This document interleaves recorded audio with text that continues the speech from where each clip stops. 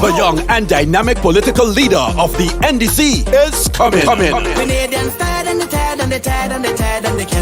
Saturday, May 21st and Sunday, May 22nd. Come meet and greet the NDC political leader, Deacon Mitchell, candidate for the Tongue of St. George, Claudette Joseph, and the candidate for Carriacou and Pity Martinique, Tevin Andrews, in a cocktail reception on Saturday, May 21st from 8 p.m. It's at 276 Belmont Avenue between Hinsdale Street and Williams Avenue. General tickets $100, VIP $200. Then on Sunday, May 22nd, the NDC leader will outline his party's plan for Grenada in a town hall from 5 p.m. at the Brooklyn Lifestyle Athletics Club on 1500 Palagot Avenue North. For tickets and info, contact 347-432-6963, 917-975-6567 or eventbrite.com. Donate for change. www.ndcgrenada.org/donate. Checks payable to NDC New York chapter. So we're moving forward. Well, it's on the Ridealong, so it's happening here. Came over here. What does it mean? You know, I grew up in what I guess we call a typical family. We break all the stories, and that's just a fact.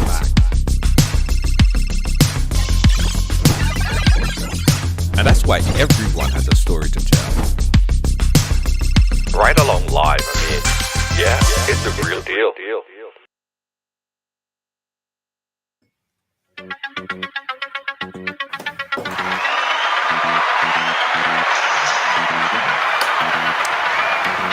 Night Riders, how you guys doing? Listen. I saw you guys, I don't feel I didn't see all there. Lord, I was just 10 minutes late. I got threats. I got tags. I got so much. Lord, I don't know. What's going on? Where are you? Yeah, man, everybody like, what's happening? Where Junior gone? I am here, guys. Welcome to the ride. Dwight Sampson, how you doing, my friend? Welcome. Guys, as you're coming, go ahead and share up the thing. And when we take, we don't give back, right? When we borrow, we just give back. So we take away 20 minutes time from the program from the top. I'll give it back to all you. I go make sure we give back the 20 minutes. Okay, fair enough? Fair enough. Lacey J, thank you so much. And today, guys, I know since Friday, you guys was wishing me a happy birthday, but today, May 16th, is my official birthday. All right? My official birthday. So you know what's happening here? I'm taking away from part of my day to come and spend it with you guys. So you have to feel special. You have to feel special, man. Yes. How you doing, Jasmine, Abigail? Everybody share up the program, guys, because we have an interesting program lined up for you guys. We have an exclusive interview right now with this man here, Mr. Ali Dowden is going to be joining us live. We got much to talk about. Yes, a whole lot to talk about on the program. All right, let me share Let me share, guys. Let me share. Also, I'm going to give you guys an opportunity, as always, later on in the program to call in and chat as well, right? So you probably want to lock in the number from now. The number that you could lock in, the number that you could lock in and call is 718. Could be put it up on the screen for me while I share. Number that you could call in a little bit later is 718-701-5720. That's 718-701-5720. All right.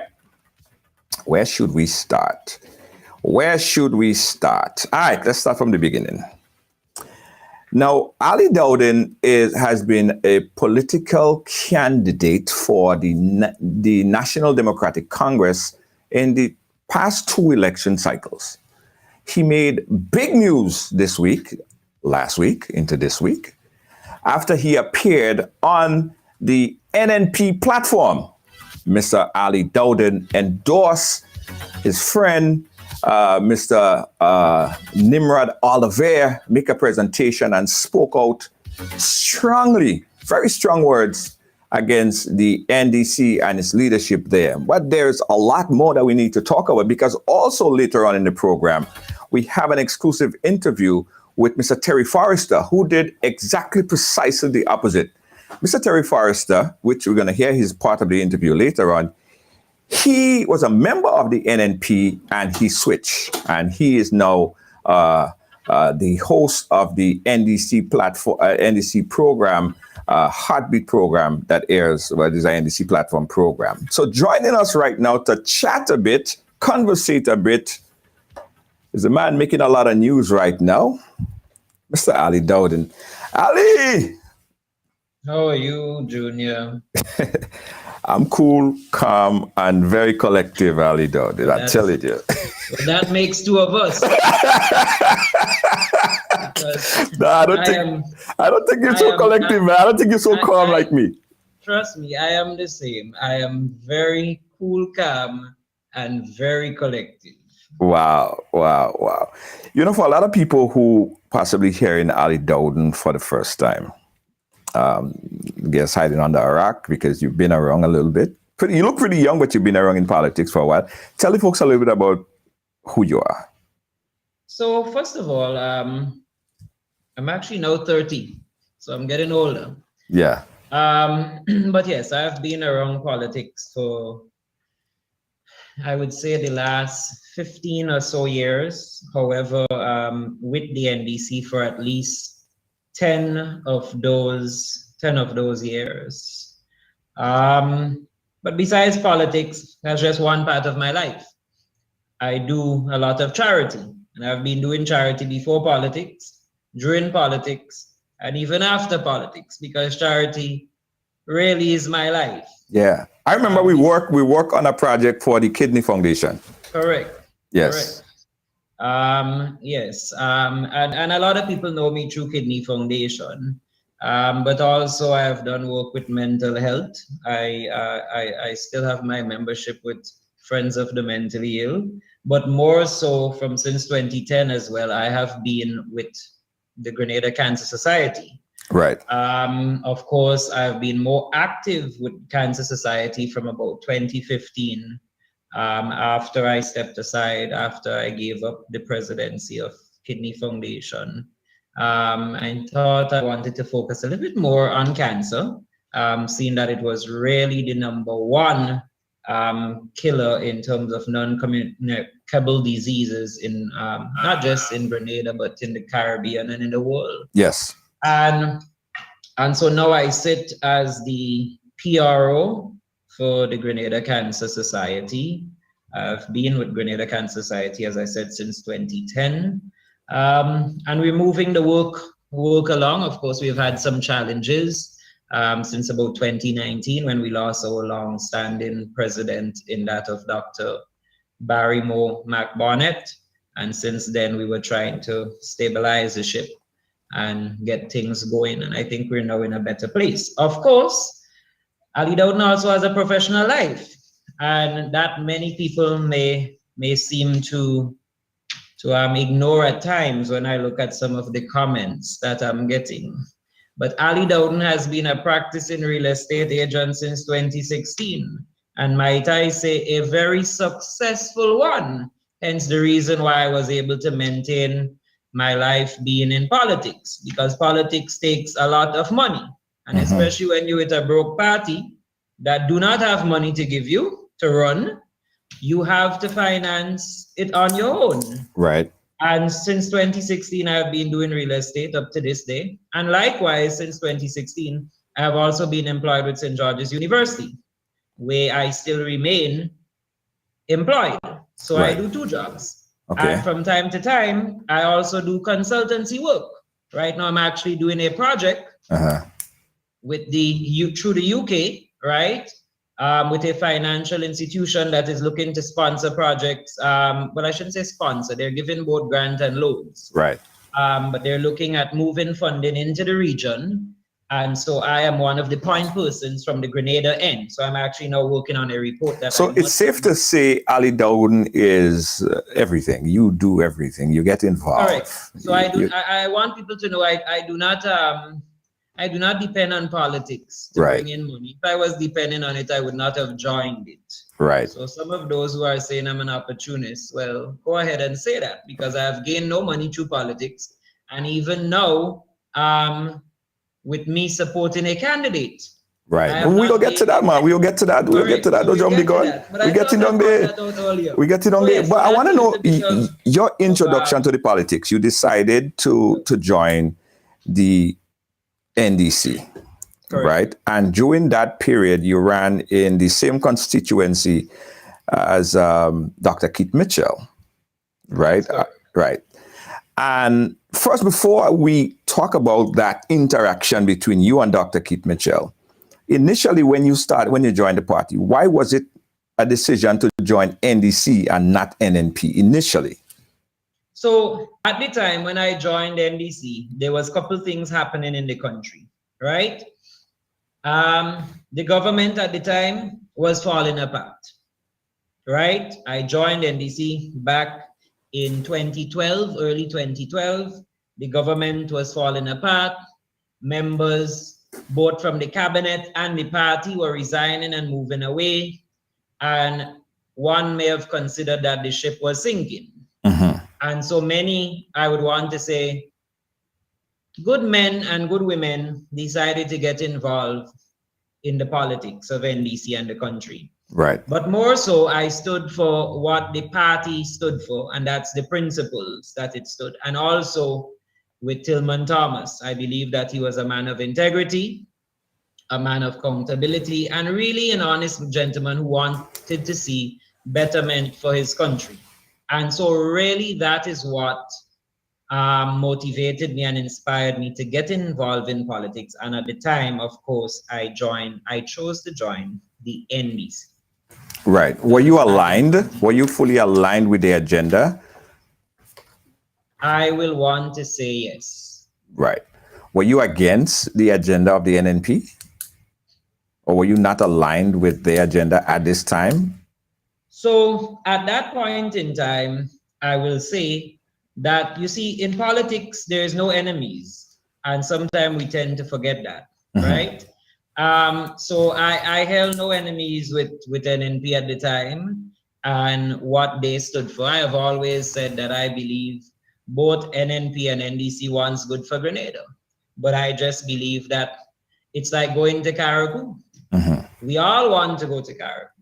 One party may decide they want to go there by the plane, using the plane for whatever route. It gets there faster, it saves more time, maybe even saves more money. Well, in this case, it don't. And the other one may say that they want to go by the boat for whatever reason, right? So at the time, of course, I looked at what was happening in the country, and I thought that there was some good that I saw in NDC, and I believe that Tillman Thomas meant well. And of course, I decided to align myself at that point in time with the party. Right. You mentioned no enemies, right? One don't have to jog the memory far back when there were a certain comment that was made by the now political leader, Dr. Keith Mitchell, which I'm going to play back just to jog back everyone's memory a bit. Kobe, if you could bring the video in for me. All right, it's not coming in. stand by, guys. We're working on.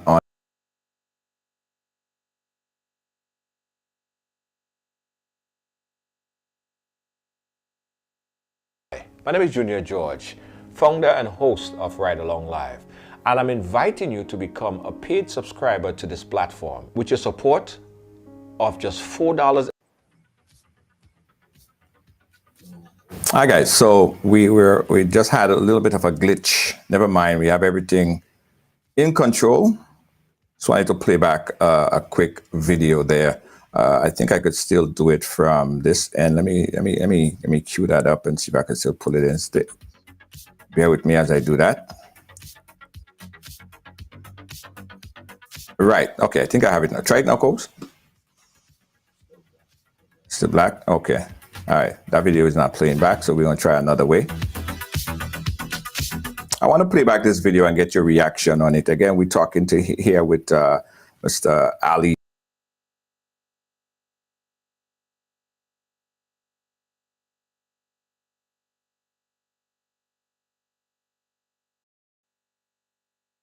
Williams Funeral Service serve you with dignity and compassion as you mourn. Every day, we embark on the journey of life, and one day, the journey will end. It's on that day that you can entrust the celebration of life of your loved ones to David Williams Funeral Service. Call 718-291-3823.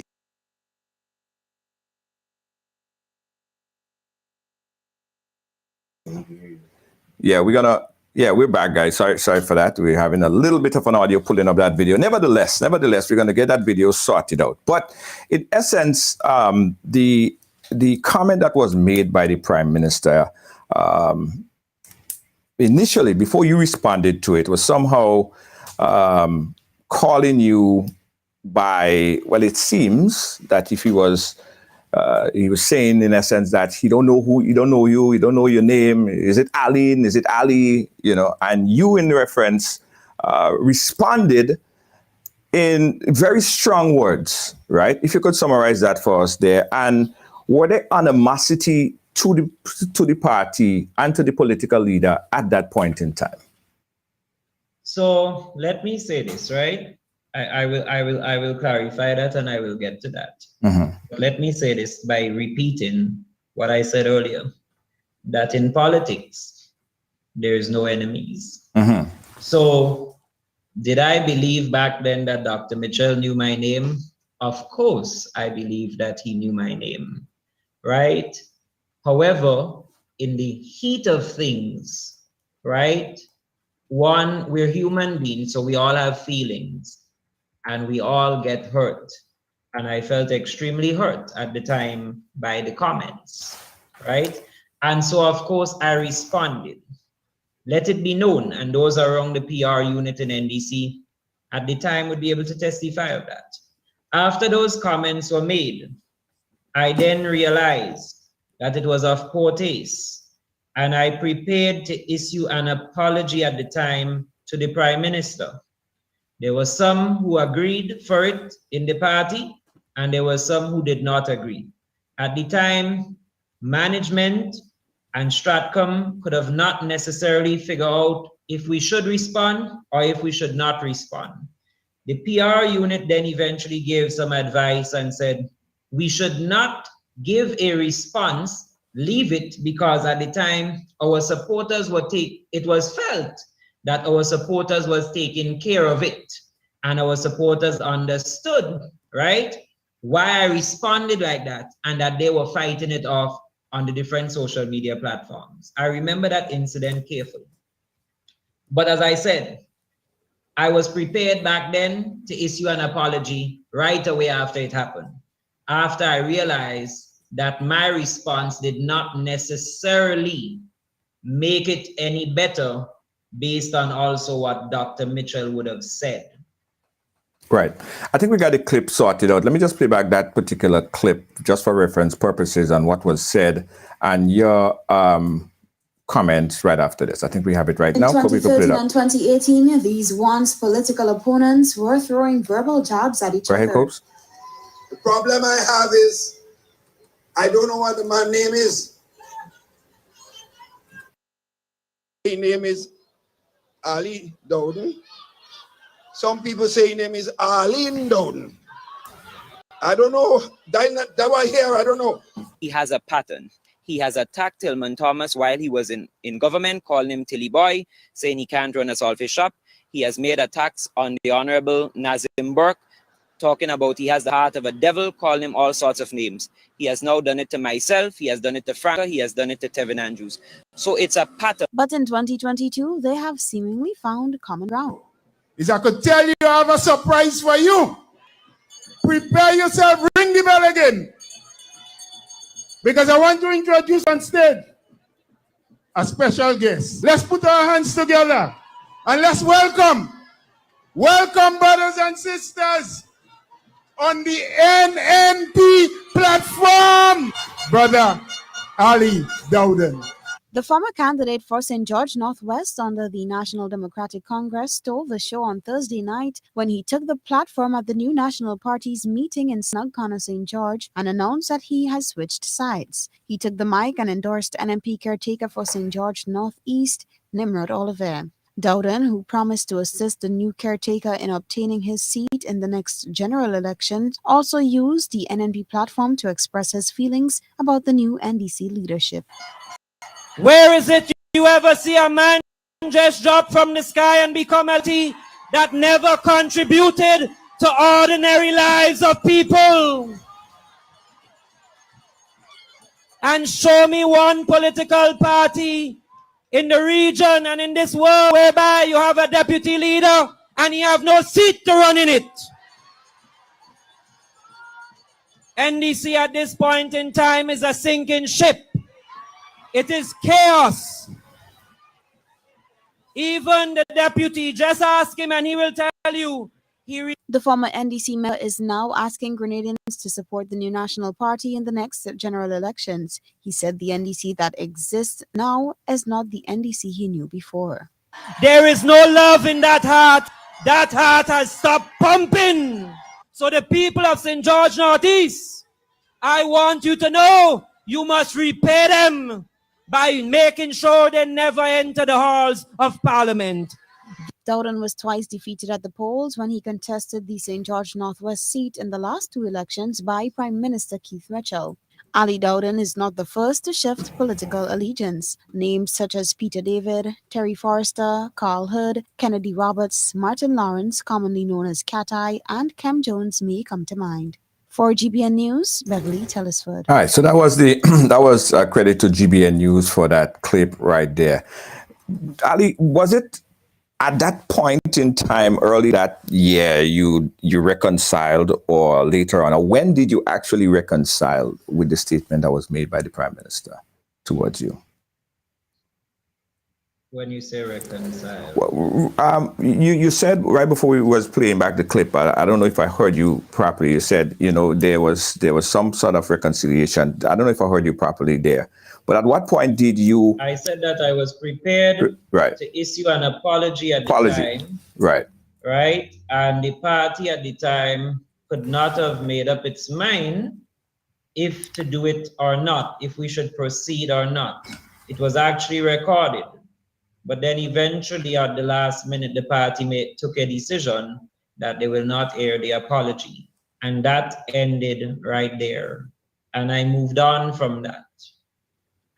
And I am not so sure why we are spending so much time even focusing on that subject matter. Because if anyone follows politics in the region, politics in the world, and even politics in Grenada would understand that when you are in competitive politics, your opponents always would say things and throw jabs at you, right? Many have said of others before, I have switched sides.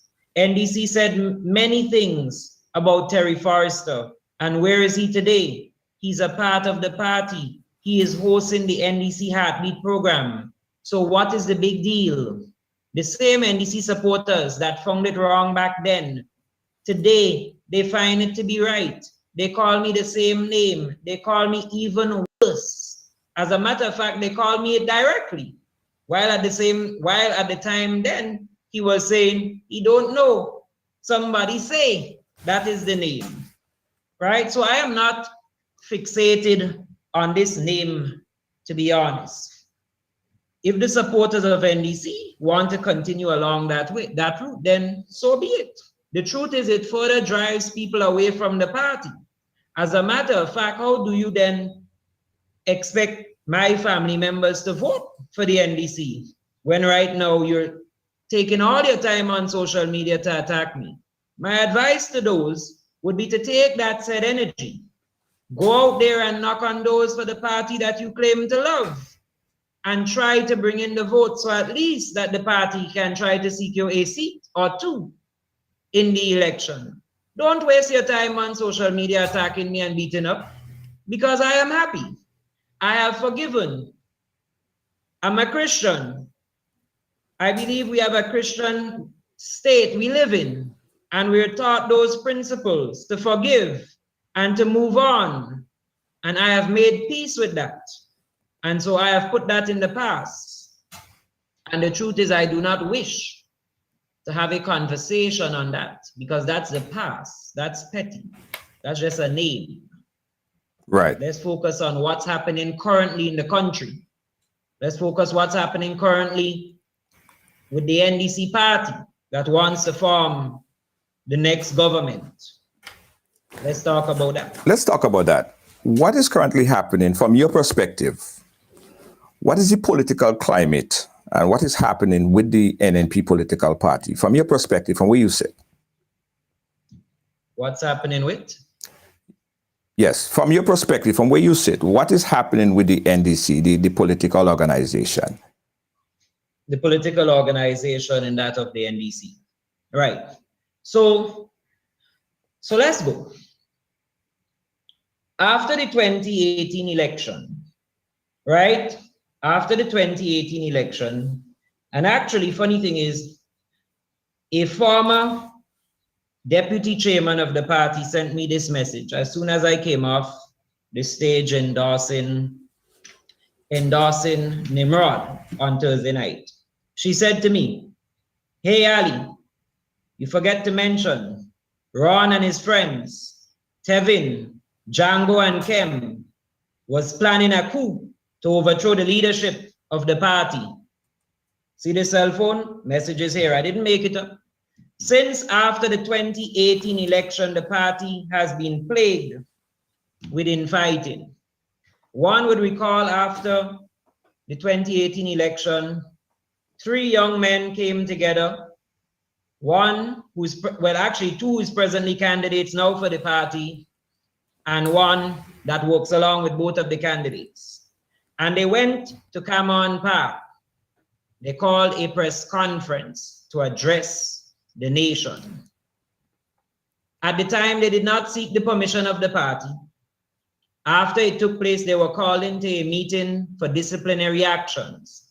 They never showed up. They then decided to travel to Karakou. They used their house in Leste Crossroad. They had a meeting, a retreat over that weekend. There's a gentleman who plays drums, I wouldn't call any name, from up St. Andrew's constituency. I believe it's St. Andrew Northeast. And the advisor at the time was a guy that we call Willie. I wouldn't call any more name, I'd say Willie. Everybody knows I'm talking about. And the advice that was given at that retreat was that in order for you guys to take over the NDC and get the leadership of NDC, you have to mash it up and rebuild it.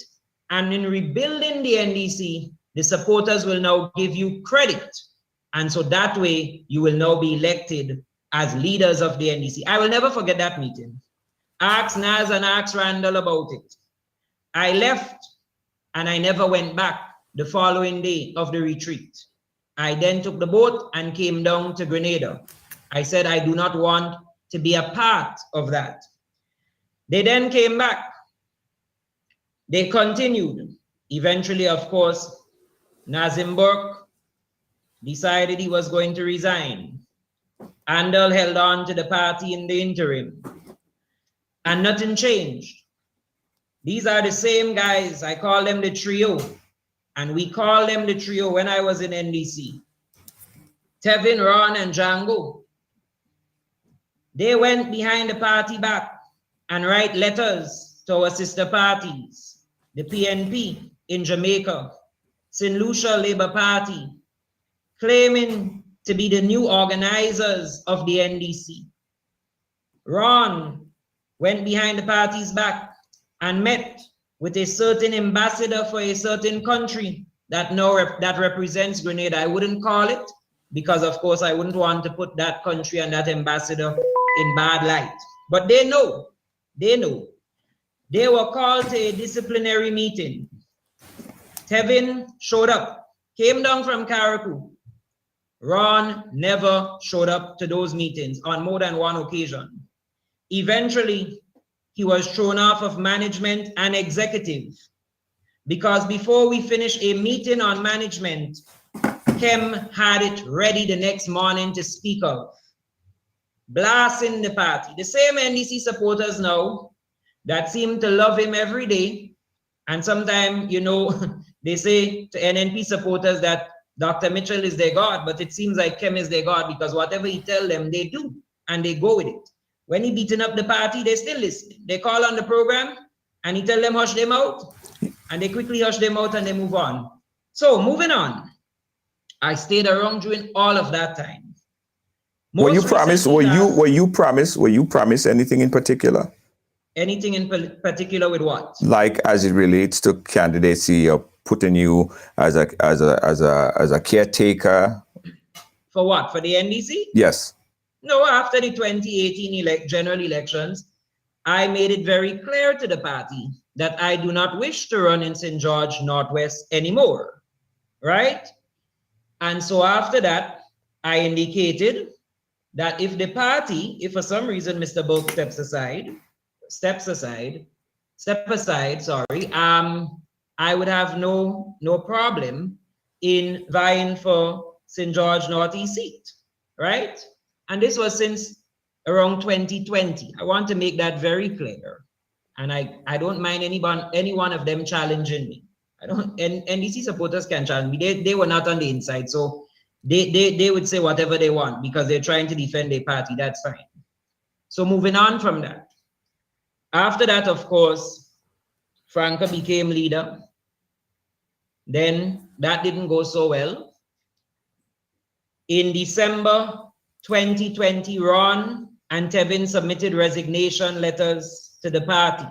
At the time, I sat on management. Of course, we did not accept it at the time, but since back then, they resigned. I remember one morning I was in my kitchen. Tevin called me with cussing. What the F you bring me in NDC for? Because anyone recall, I was the one who brought him in NDC. I was the one who pushed him to become the chairman for the Carriacou Constituency branch and right up to the candidacy. I said, what you cussing about? He said, I just submitted my resignation to the party. A meeting was called the following day. That was a Monday. I remember we called the meeting the Tuesday. We realized Ron also submitted his letter. We discussed it. We asked them to hold on. Started rebuilding the party. So of course, the rebuilding process continued last year. Last year around May, one would recall, or probably around February, March 2021, Kem started a program called Youth for Change. And so the youth started to go around the island having their meetings. Tevin, Ron, Django, and all the others that was around the little clique, the little circle that Kem had.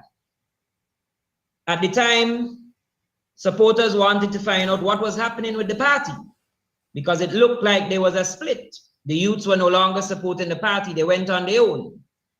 So at the time, Stratcom and management decided, and then the executive gave the final approval that we will start our own pocket meetings.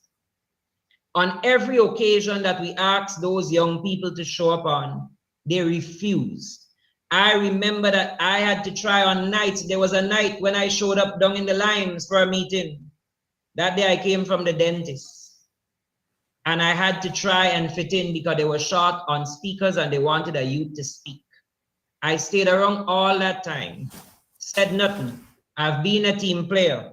When we try to discipline those youths, some of them, well, don't talk about Ron, he never shows up for a disciplinary meeting. I don't know why, he always has an excuse. So eventually I got fed up. By August of last year, I decided enough was enough. And I wanted to make a stand. So I resigned from the National Democratic Congress. And I want people to understand that that was August last year. August last year. After I resigned, no one knew about it, probably except for one or two people that was close around me. I never came out in the public. I could have done it since then. I gave a detailed resignation letter. Around October, November, a couple members, even one or two of those I see on Facebook, I watch them, who are now fighting, cussing me, and acting like the new leader seems to be the best thing since sliced bread. Some of them, they were apart. They came to me and said, we want Mr. Burke to come back because at the point in time, the party needed a leader and an experienced leader. It was felt that election is coming closer, the party remained disorganized, and we needed someone to put things in motion as soon as possible as we prepared for the convention. I gave it some thought and I decided, okay, I will return and I will try to support him. Mm-hmm. But just to backtrack a bit, around May, June, July last year, a group of people came to the party, said they wanted to join. One of those being the new leader. The then General Secretary at the time, Glenn Noel, and the then acting party leader, Adrian Persuader Thomas, were the ones who were meeting with that group. We heard that the gentleman wanted to join arms of the party and work to build the party. I thought that was a noble thing. However, by time October, November, when it came closer to the convention, we started hearing talks that the gentleman now wants leadership of the party. So I thought, well, what a change. Something must have changed within that short period. So I decided I will have a conversation with him. And so I did. And he said to me, truth be told, Ali, I did not originally want to become the leader of the party, but the General Secretary at the time called him and told him that he had a chat with Mr. Burke and that Mr. Burke, it seems like Mr. Burke wants to come back. And so he, the General Secretary, wants to encourage him, Deacon, to go for the leadership of the party.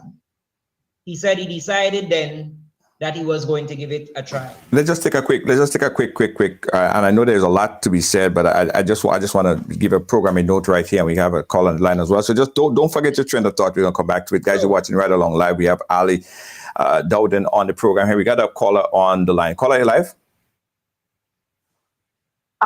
Yes, I'm live. Let me just put the let me just mute the live so that it doesn't interrupt. Right, no problem. Yes, I'm here. I just wanted to mute the live so that it doesn't interfere with stuff. Yeah, I have a comment to make. Listen, I have been a staunch supporter of the new National Party for a while. And since 2015, I have changed my allegiance. I didn't change my allegiance because I became an NDC. I changed my allegiance because I decided to support a particular candidate.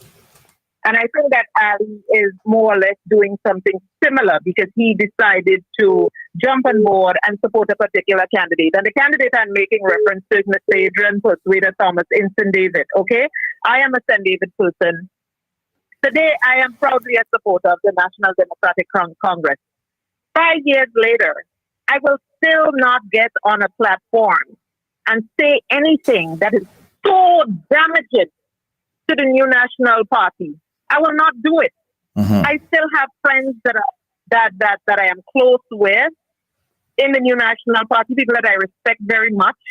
And so while it is clear that I support the NDC, I support Deacon Mitchell, I support his agenda for change, there are certain limitations that I have. I will not go on a platform and curse Dr. Mitchell publicly and make all kind of the really, really hurtful things. But I think the intention of Ali was to destroy His intention was to destroy the NDC. His intention was to make sure that he gave the NDC such a hard blow.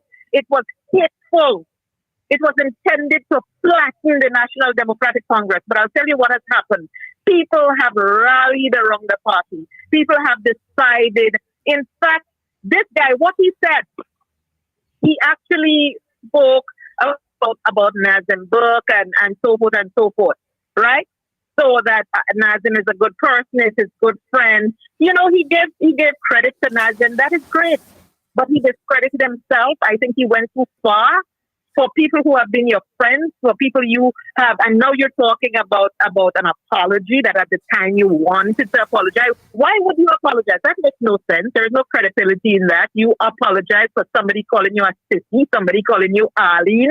You responded and you're saying that you wanted to apologize. That makes no sense. That's BS. This is something that you are making up now. Come with the evidence. Bring the recording. Right? That you wanted to apologize to Dr. Mitchell at the time, because I'm sure at the time you were angry, your supporters were angry. You understand? And you felt fully justified for your rebuttal. So don't talk this nonsense today about you want to apologize and they were holding you back. Nonsense! You're apologizing now. You're kissing ass now. That's what you're doing right now. So stop it. You know, I'm a fair woman. I'm an intelligent woman. You have a right to choose which political party you want to align yourself with. And I give you all credit for making your choice. But you gave the NDC a kick of a dying horse, and that was totally unnecessary. You could have gone on that platform and say, you know what? This is my democratic right to support whichever candidate I want to support. And nobody has a problem with that. But you went on there and you make sure that you gave the NDC a kick of a dying horse. But guess what? It has backfired on you.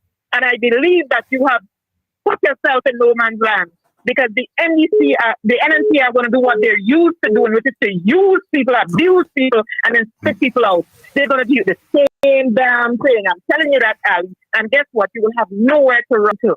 And I hope the people on this program will see you for who you are, a damn traitor. Right. You understand? While you have a right to choose your political affiliation, as I do, as Mr. Forrester, as Peter David, a lot of these people, I don't think anybody has been as damaging as you tried to be on that stage that night. So that is my opinion. All right, thank you very much. Thank you, caller.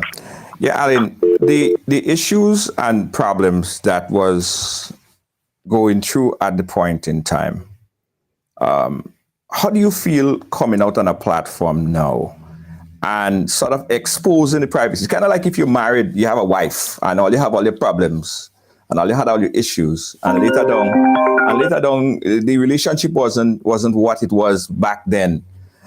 Now coming out and stating all the things that went not so right in the relationship. Do you feel that? Do you feel that? Is it that the intention? To damage the credibility and the people that's involved in the NDC. Let me just end that caller, right? Let me just mute that caller. Caller, you're live. Just hold on, caller. Stand by. Ali, yeah, Ali. No, we all are individuals and we'll all see things differently.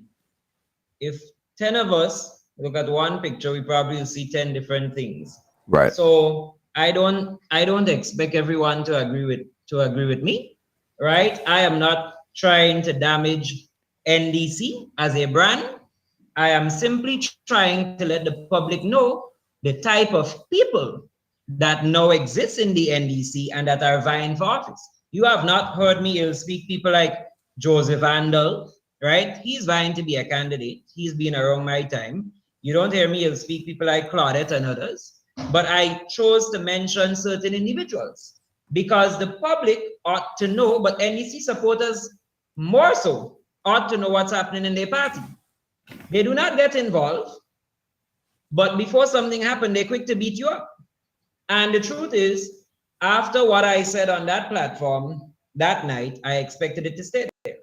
But they decided to come after me. And so I decided, of course, I must defend myself. Okay. I do not live by anyone. I do not depend on them. NNP does not have to trust me. Right? I have not joined the NNP, right? I'm not a member of the NNP.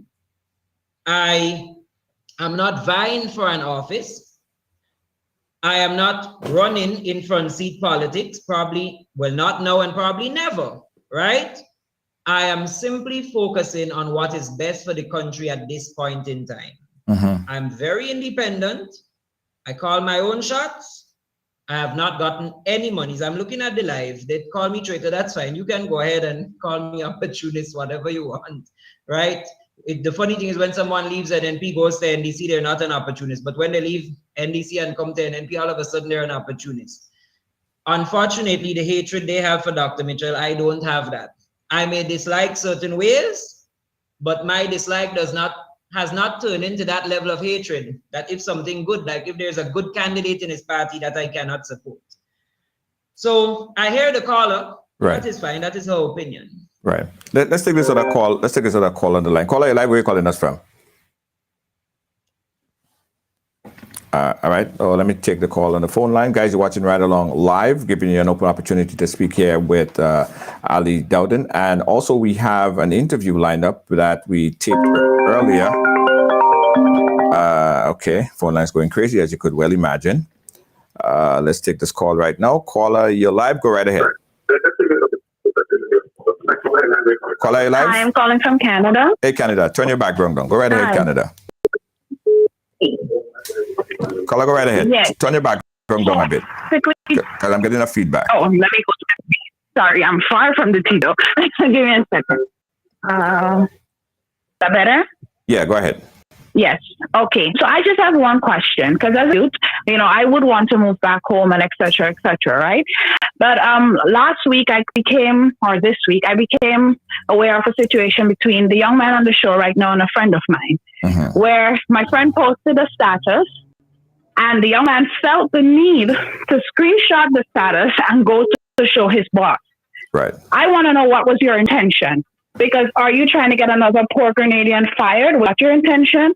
Why wasn't a conversation with the person? And why did you even feel the need to have a conversation? Just as you said, it's your right to support NNP or the NDC. Why is it not his right to do the same? I would like to know.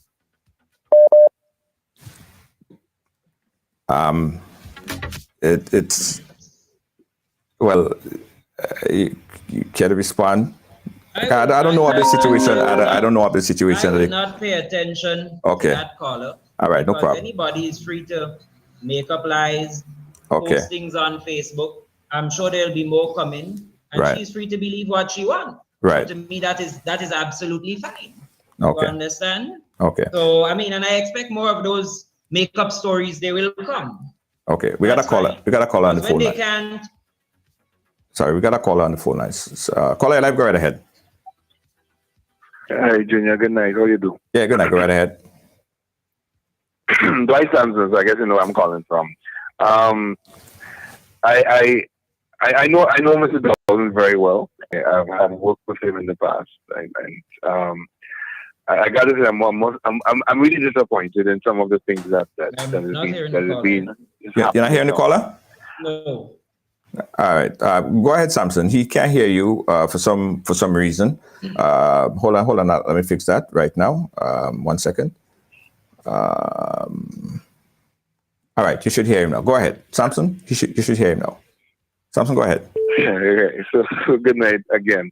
I must say that I'm disappointed in some of the utterances of the former NDC candidate. No, I'm not even sure.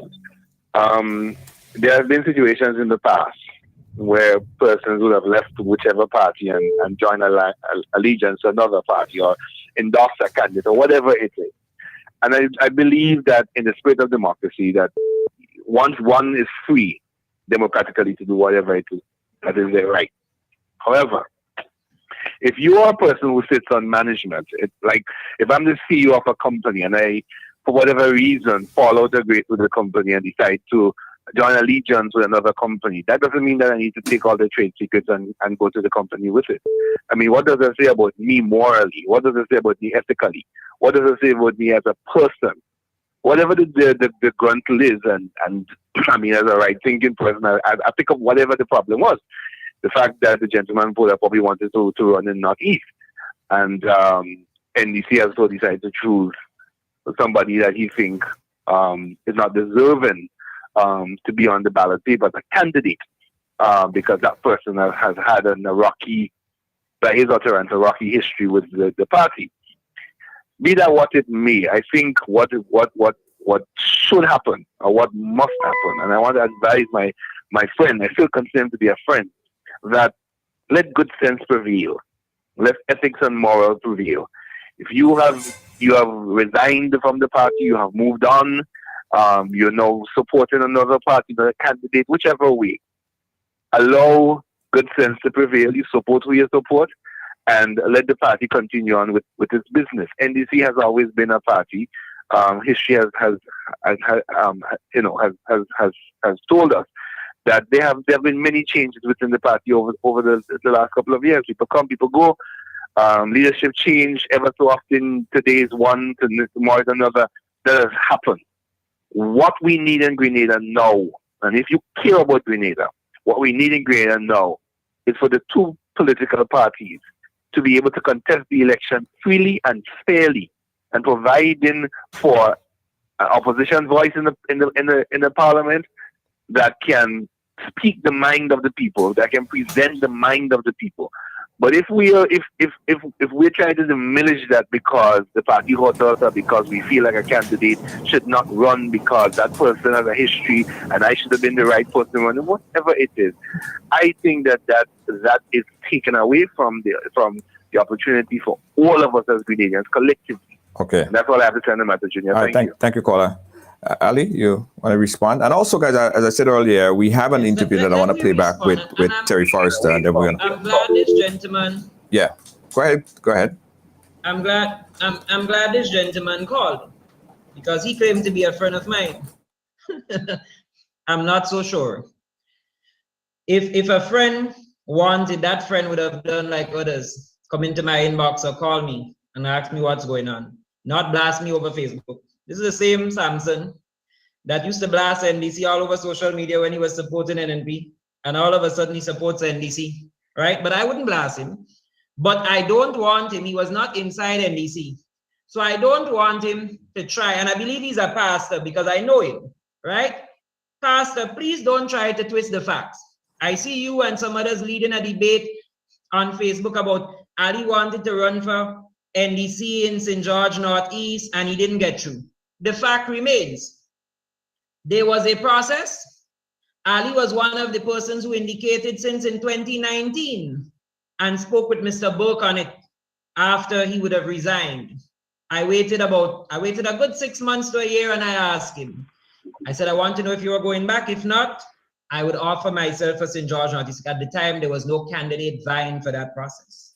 When Franca became leader, we were thinking of putting her there, right? Well, of course, she then resigned as the leader. So last year when the process started, and this was early, since about February or so, I was one of those. We went, we presented. The process halted somewhere around by May, right? I resigned in August. So by then, it was only obvious I no longer showed that I wanted to be a candidate for the NDC for any seat, including that of St. George Northwest, because I resigned in August. When did they decide to finally put a candidate in place? Only about a month or so ago. So let's get that correct. I did not resign. I'm now speaking ill because I didn't get to run in St. George Northeast. Don't make up lies. And for those who say I am spilling information, what information am I spilling? I have not let out inside secrets. I have not let out inside meetings. I am simply speaking based on some individuals that are now vying for public office. And the public ought to know. So going back to the leadership, because I was cut and I would like to finish. Going back to the leadership. So when I spoke to the gentleman who is now the leader of the party, and I said to him, I heard that you want to become the leader. And of course, he told me what happened with the general secretary, encouraging him and so forth. I said, no, there's a big part of the supporters that are calling for Nazim Burke to return. Should he, on the day of convention, show up on the convention floor? I said, it is more than likely someone will nominate him. And if he accepts the nomination, it will go to a vote. And I believe that he will win the vote based on his the loyalty, that the support, the delegates, and the way that we looked up to Mr. Book. I said, would you work along with him as becoming the deputy political leader of the party? He said, no, I will not be the deputy political leader of the party under Mr. Book. Of course, I respect his honesty, but that really, really made me start to think. Was it arrogance? Was it some sort of dislike? Because I am the person who always see a mixture of experience and youthfulness. So that way the thing does not bung away. And I understand the history of NDC, being inside of it, and the infighting, and the culture, and you're now coming in. So, moving on. We started to have a series of Zoom meetings, which I commend the party for, by the way. I thought it was something new and different to give the delegates an opportunity besides waiting on convention floor day for them to know who are vying for the different positions. So we had these series of Zooms, and every night, those who are going for the different positions, we had it. When it came the night for the leadership, I decided to ask Dickon that question because I thought the delegates must know how he feels. So I asked him. This was his response, a similar response, but with a little twist. He said, I will be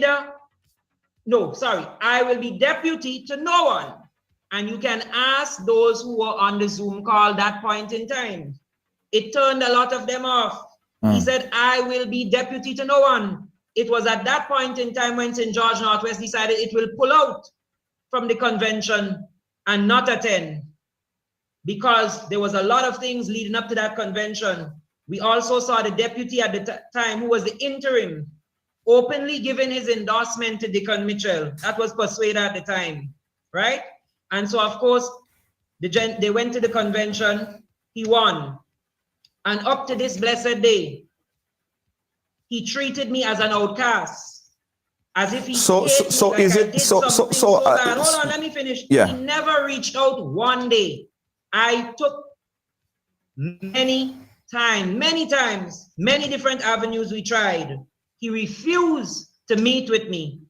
One candidate tried as well. He said, I want nothing to do with him. He embarrassed me publicly. Really? By asking you a question on a Zoom call where you gave your own honest answer? And so that, to me, after that, I said, no, I will not stay around a party that no longer wants me. And I continued to look at what was happening. Right. As soon as he got in, right? He decided that one of the first things he was going to do was to go after the St. David seat. After he made a promise on the 20th of July, 2021, that he will run in the South if he becomes the leader. Right. Right? And leave Persuader to run in St. David. Why did you think Persuader? I had a chance to speak to Persuader, and he had interjected something in it. But hold on 1 second. Let me just take another quick caller on the line. There's so many calls coming in, you could imagine. Caller, where are you calling us from? Call on the WhatsApp. Go ahead. Hey, Junior, good evening. Hey, good evening. Calling from Grenada. Grenada, go right ahead. Junior, you noticed how fast Ali moved from we should not talk about this into this rant and rave that he's carrying on with now? Ali knew exactly what he had planned. He don't want to hear what you were saying from the beginning of this program, where you were telling him, showing him the video clips of where Dr. Mitchell called him a woman's name. He didn't want to hear about that. Junior, I'm asking you, did Ali pay to come on this program this evening? Sorry? Did Ali paid to come on this program this evening? No one paid to come on this program. Okay, all right. On this program. Okay, right. Well, I don't mean like of a bribe or anything, because it seems as though he's trying to control the program and he don't want to hear about this, and let's move on from that. Right. Because so far, what he's saying, he's hurt, Junior. He's hurt.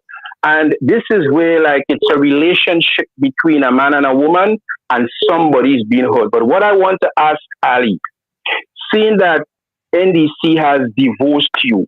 It sounds as though he would be now taking the NDC to court for divorcing him, because he is very hurt. What you're hearing from this guy is somebody who is very hurt. And for the people who saw Ali came up on the stage when in Snopcon on Thursday, it wasn't a surprise. I don't know. Well, they would be surprised because they don't know what he was doing all the time. He was campaigning in the Northeast, which he has all right to. You have a right to change party whenever you feel. But Ali, tell us, Ali, before you go tonight, that I am hurt. That is what we've seen, and that is what we're hearing right now. And Junior, I have a gift of a bale of toilet paper for Ali. Okay, cool. Good night, Junior. All right, thank you so much. All right, so this is what we're going to do now, Ali. We earlier this evening. Okay, we're on the hold the call for a quick second. I have to play back this because earlier today we had an interview with Terry Forrester. He did just the opposite. He moved from the PRO for the NNP to now the host of the Heartbeat program on the NDC platform. So I want to play back this interaction I had with Mr. Terry Forrester earlier today. Check out this interview.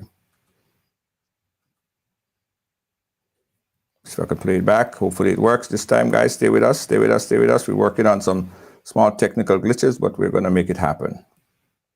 So joining us right now is the former PRO of the New National Party and now current host of the NDC Heartbeat program. Let's welcome Mr. Terry Forrester, my good friend, Mr. Terry Forrester. How are you doing, sir? Very good indeed. Junior, thanks for inviting me to your program. It's been a while. Absolutely. Nice to have you on board, Mr. Forrester. First, you've been around politics for a number of years. You're a big player, been a big player in this. You're the founder of the Grenada Progressive Movement, founder of that, but founder and leader of that particular party. How do you assess the political climate on the ground in Grenada right now? I think it's very exciting at this time. You go around the country, no matter where you go, there is this urge, there is this excitement about wanting change in the country. The majority of the population, they are asking for change. Wherever you go, the discussion on the ground is change. People are obviously not happy with the leadership of the New National Party at this point in time. They have had several issues over the years, too many to mention, and they have gotten to the point that enough is enough. We need a new direction. We need a new focus. We need a new, let's say, a new economy so that the people can feel this sense of belonging. Because, many Grenadians at this point feel as though that they don't have a stake in this country anymore, and that too much is being, given out to non-Grenadians. We want to feel that we are part and parcel of this nation and its development. And this is what it, rebounds to. Right. Well, you also serve as a very good friend of the Prime Minister and the NNP, as we intro you earlier. You were the PRO of that particular organization, and later you left for yellower pastures, some might say. What was your reason for leaving that political organization and joining the NDC in 2019? Well, first of all, Junior, let me make it clear to you and your viewers. Once you're green, you must turn yellow. At some point in time, you will get right. Okay. Someone doing it the other way around, but anyway, we'll get to that. Right. Anything that is green, when it reaches maturity, it turns yellow. So that being the case. Now, as you would know, I've served the New National Party for over 25 years as its spokesperson PRO. And there have been many challenges over the years. I have made several attempts during, the 25-year period to serve at higher levels and so forth at the Senate and also at the constituency level as candidate and so forth. And over the years, these, efforts certainly did not amount to any positivity. And I continued serving, humble, do what I got to do in the interests of the team and the party and so forth. But it got to a point when there was a situation that existed out in Carriacou, where the three contenders out there, you had Mrs. Maturin Stewart, Mr. Steele, and Mr. Cox. That was for the 2018, coming up to the 2018 election. And the people of Carriacou decided, and when I say the people, I'm talking about the executive branch of the party. They decided they wanted Mr. Cox to be the candidate. But the political leader of the NNP, Dr. Mitchell, decided otherwise.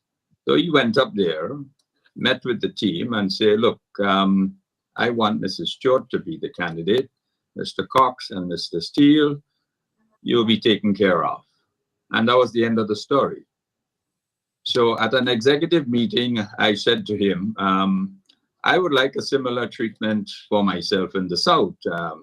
I know you have chosen Mr. Steele, the other Mr. Steele, as the candidate, but the people would like me to represent them. And therefore, let us put it to a poll.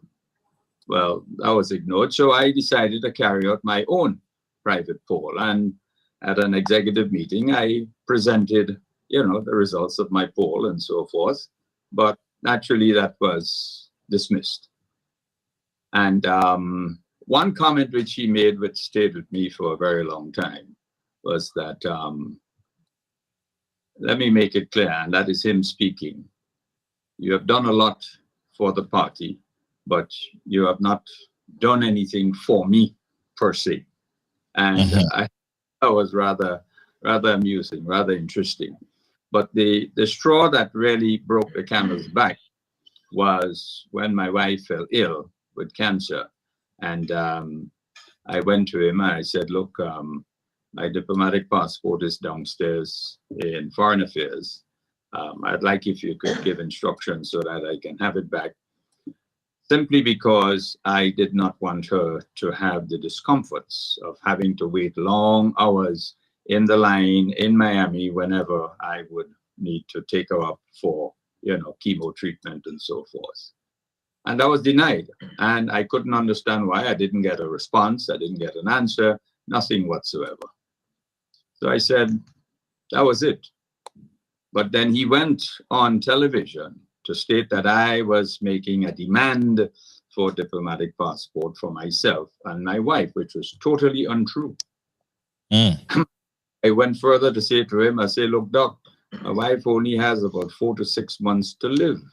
I can give you back your diplomatic passport. It means nothing to me. I just want the passport. So when we land in Miami once a month, we can zip through the diplomatic line and get out of the airport in a matter of minutes rather than having to wait hours and hours. What is your problem? And his response was, this time around, I ain't doing nothing for nobody, not even my brother. I said, well, I'm not your brother. And what I'm asking is not costing you anything. It's not going to embarrass you. It's really not a problem at all. And I believe that I have served you and served this party for over 2 decades at no cost to you, because you never paid me a salary. And therefore, to make such a request, honestly, I couldn't understand why whatsoever. That was at the point when he stated at the executive that whatever I did was not for him personally, was for the party. And I said, well, who owns the party? You understand? Right. So that was the straw that really broke the camel's back. What was the leadership atmosphere inside of the NNP? A lot of people would say that you was a very you have been very close to the Prime Minister. You would have been someone who actually probably advised the Prime Minister on a number of things. What is his leadership style like in terms of selecting people to put into position to succeed him as a Prime Minister? There is no such plan to succeed Keith Mitchell. Absolutely no plan whatsoever. He believes that he can go on and on and on and on, maybe until the good Lord decides to call him home. But there is no plan in place, and there will never be any plan in place. I heard him recently on Saturday at his meeting, talking about, this is his final goal, one for the road. Well, there will always be one for the road where Keith Mitchell is concerned. And it's unfortunate. It's unfortunate indeed. The NNP will suffer the same fate as the GULP. When he's gone, that will be the end of the organization. And it's unfortunate because this is not what leadership is about.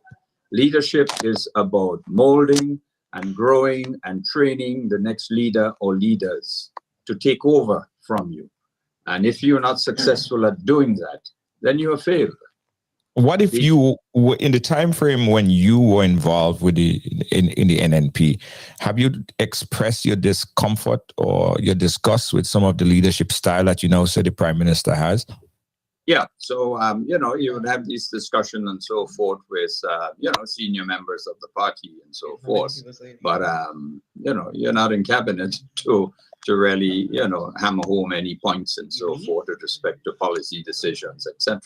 So your only opportunity is to talk to members of the cabinet when you meet as executive. But that is the style of the Prime Minister. He wants to have his way in just about everything. It's dictatorial. It goes this way, or you take the highway. Right. And that is not good for any organization. After leaving the NNP, you went ahead to form your own political organization. That was before you joined the NDC. Were you disgruntled or was apprehensive about that move, hence why you didn't go straight? Or what was your decision process from then to forming your own party, then joining the National Democratic Congress? It was a clear thought process. I did not want my history to be recorded of having left one party and jumping into the other party. So I formed my own party and ran in the 2018 elections. But I knew definitely I would not have been successful. It was clear to me. But I wanted the records to show that I did not hop from one to the other. And having evaluated the National Democratic Congress, what it stands for, its policy positions and so forth, about a year after I decided to join up with the NDC. And I have not regretted any moment. What do you say to people who say, Terry Forrester, that he's just looking for some leadership status. He's looking to be Prime Minister. He's looking for leadership. Some people said that it's evidence because you even ran for leadership of the NDC in the last convention. Yeah, and that again was a well thought out plan on my part, as I knew very well that, having just recently joined the NDC, it was impossible for me to get the nod as the leadership of the party. But I wanted to prove a particular point, that here it is, for over 2 decades I've been in the NNP, and you dare not even think or consider such an opportunity, such a situation. But here it is, within a matter of 2 years joining the NDC, I have the opportunity and the freedom to offer myself even for the highest position in the party. But I knew very well that I would not have been successful. But I wanted to prove a point, not just for myself, but for my friends still over in the NNP, that here it is, democracy prevails where dictatorship rules on the other side. And essentially that was the situation, and that was the message, and I proved my point. Now you're in the NDC, and many criticize the party, even now you're hearing it, that the party's leadership is inexperienced, and the people, the candidates that was selected never held any political office in the past. Do you see that as a liability, or do you see it as an incentive for the NDC at this point? I don't see it as a liability. It is, as a matter of fact, an incentive, simply because the majority of the individuals who have been chosen are individuals who have capacity, they have ability, they have strength, they have the know-it-all to get the job done. Now, if we go back in history, when Keith Mitchell ran for the constituency in Northeast, he was only 27 years old. Granted, he lost on that particular seat.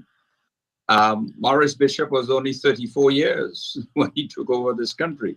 Eric Matthew Gary, when he came to Grenada from Aruba, he was in his early 30s.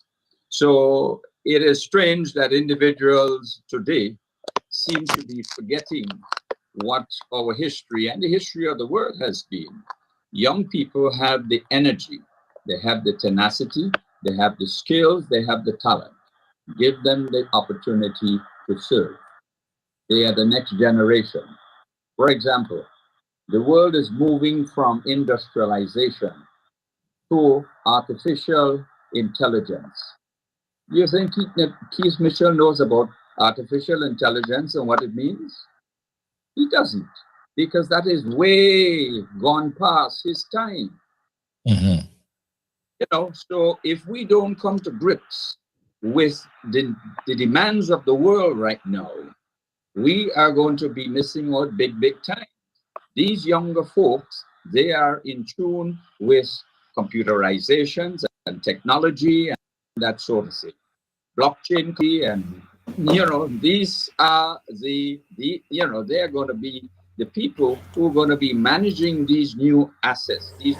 Okay, so we're going to play the entire, to see the entire interview, you could check out the program right after there. It was a 25 or so minutes interview, and it's full to its entirety. It will be on the Ridealong page. Again, you're watching Ridealong live, exclusive interview chat with Ali Dowden. Ali, you got a chance to listen, Mr. Forrester, Terry Forrester there. Any objections to some of the things that you've heard from him thus far? Okay, sorry, I have to unmute you, Ali. Sorry, one second. Yeah, I was hearing you. All right. Unmute yourself. Okay, I'm unmuted. Yeah, okay, right. Sorry, right. Go ahead. I listen, Terry. Right, I listen, Terry. At the same time, I'm reading personal messages that people send me, and I must say that they are very positive compared to what some people, the NDC people, are beating up themselves on the line. But I made some notes. So something Terry said, and I think that really stuck with me. He said something, and I'll paraphrase. He said that when he asked for the diplomatic passport, that Doc said to him that this time around he was doing things differently, right? And it doesn't matter whether it's his brother or it's his friend. Well, if you're not a diplomat and Doc refused to give you a diplomatic passport, even though I understand the reasons why Mr. Forrester wanted a diplomatic passport, but because Doc refused to give him it, that does not necessarily give you a valid reason to leave. And Doc is right. What he did for the party that he supported at the time. What it shows me at that time is probably that when Doc came in 2013, he really meant probably to do things differently, because he decided he would not break the law and just give a diplomatic passport like that. No, but Terry said he had the passport. He had a passport already. As he said, he had a diplomatic passport. But remember, that was taken away from him on the NDC. And he's talking about when he first came back, when the party returned back in 2013, and he wanted it back. Right. So let's. So you don't. So you don't see his right and reason to leave the party because of that. That's miniaturized. That's small matters. It should not have happened. Because in my view, yes, because Doc made it very clear to you why he couldn't have done it, right? Why he could not have done it. And this is a gentleman, of course, who would have benefited from the party before, because of course he would have sat on boards and different things when he was working for the party. His issue of leaving and my issue of leaving are different. And let's not forget that when Kem left, he had a press conference that it played for over 8 years. When Terry left, he had a press conference as well. I didn't hold a press conference. The media is coming to me and asking, and I am freely giving an interview. And it is my right to defend myself, because NDC supporters have it out there and it's being fueled, right? That Ali do this because they're opportunists. Ali do this because he get money. Ali do this for this and Ali do this for that. But I have valid reasons why I decide to support another gentleman, right? As I said earlier on before you brought on Terry, right? I want to tie that point up. That I made all efforts to try. I see the treasurer, she's on your live and she's talking about that was the best thing that happened to the party. And it's good that we get rid of bitterness and sourness. But it shows the mentality inside there. So you never really, first of all, you were not around when I was making those contributions. As a matter of fact, now the same members who are there are saying that they don't even know the status of the finances of the party, because only you and the leader seems to know it. But let me finish tie up the point. As I see she was there talking, I thought, let me let her know that she was nowhere around when NDC was in the gutter after 2013, and I worked to help build it back. And in 2018, these Johnny come lately, they decide that they come and they just, all of a sudden they have arrived, right? So they discard the old guard. They call us the old guards, and they focus on the new guards. But the leader must remember that when he went to Barbados about 2 weeks ago to give the feature address, when Dr. Ronnie Yearwood was elected the leader of the DLP, the Democratic Labour Party in Barbados, the first speech that the new leader gave, he said, there is no new guard and there is no old guard. He said, all of we are one, unity. And I hope that now that the leader of NDC has returned home, that at least he will take that advice and use it. Because it's not only me that have left. And I mean, you have Small Axe and so many of them who, Small Axe was the campaign manager for Terry Ile. He has left. And you've seen him now on Sister Kate Lewis' platform up in St. Andrew Northeast. And if you follow him on social media, you see where he tell you he was in an abusive relationship. And if he's been abused, what you want him to do? Stay inside there or to get out, right? He himself said he has made many efforts to try to see how he can patch things up. But this leader has it in him whereby if he feels for some reason that you did not support him to become leader, that he pushes you aside. And it is the same thing he did. It is the same thing he did to his deputy. Went behind the deputy back, opened an office, invited the deputy to come and cut the ribbon. I remember when I spoke to Persuader, I said to him, I spoke to Persuader, right? I spoke to Persuader. And that's fine. Right. But I spoke to him. Right. I spoke to him. And he said, I said to him, I said, my conscience would not allow me to do that. A man can't come and backstab me like that. But Persuader has his story to tell. I believe Persuader have his story to tell. I'm sure. Yeah, and Persuader is scheduled to come on. Actions, yeah. When I saw those actions, I decided that no, this is not the leader for Grenada. This is not what Grenada needs right about now. Right? Yeah. At least Dr. Mitchell is willing to put out an olive branch to his opponents. But I was in NDC, and the current leader does not even want to put out an olive branch at the time. So for me, I am happy. I have not received any financial benefits. Neither am I looking for any financial benefits. You're not going to see me working in some big government job or anything like that. I will remain doing my real estate. I will remain working at SG until I so decide that I want to move on Right. to the next level. All right. Let's take this call. We had a caller waiting on forever. We're going to go on for like about 10 more minutes, guys, and then we're going to wrap it up. Caller on the WhatsApp, go right ahead. You've been waiting for a long time, I know. Hi, good evening. Good evening. Good evening. Good evening. Yeah, hi. Junior, I wasn't there for the start. I want to ask, what's the purpose of Ali being on the show? Sorry? What's the purpose of Ali on the show? I missed the beginning.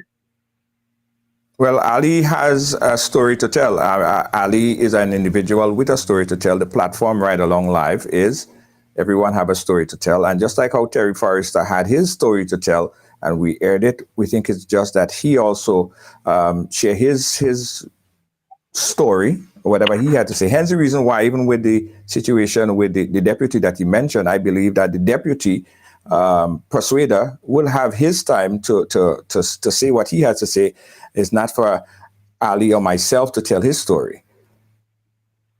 All right. So good evening, Ali.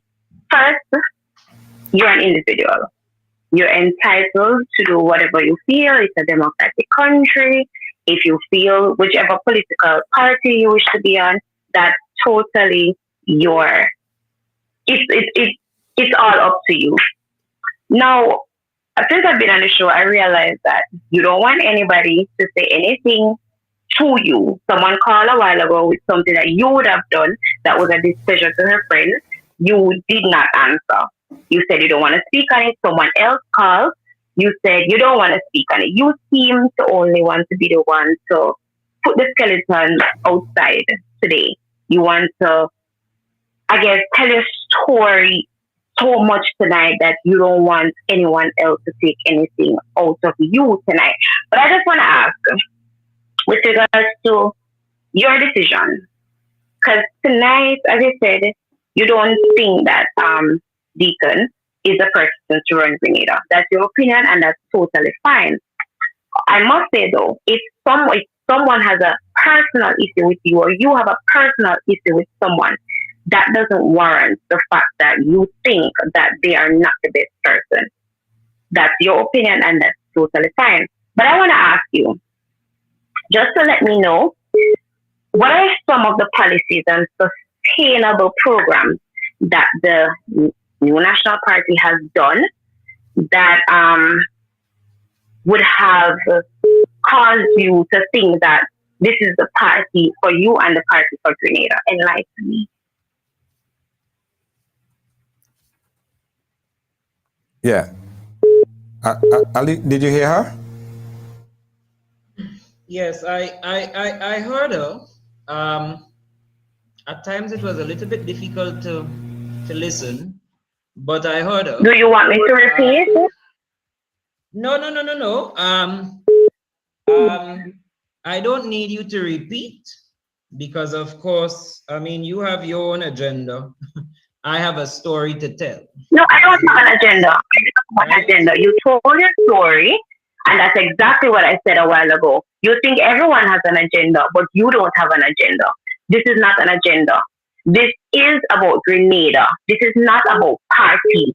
You would have told your story, and that's fine. You telling your story is different from telling people that this is the leader for Grenada. And I'm asking you, without an agenda, I am personally interested for you to let me know what are some of the policies, the regulations, as well as the sustainable programs that the new National Party has in place now that you believe makes them the suitable person to lead Grenada.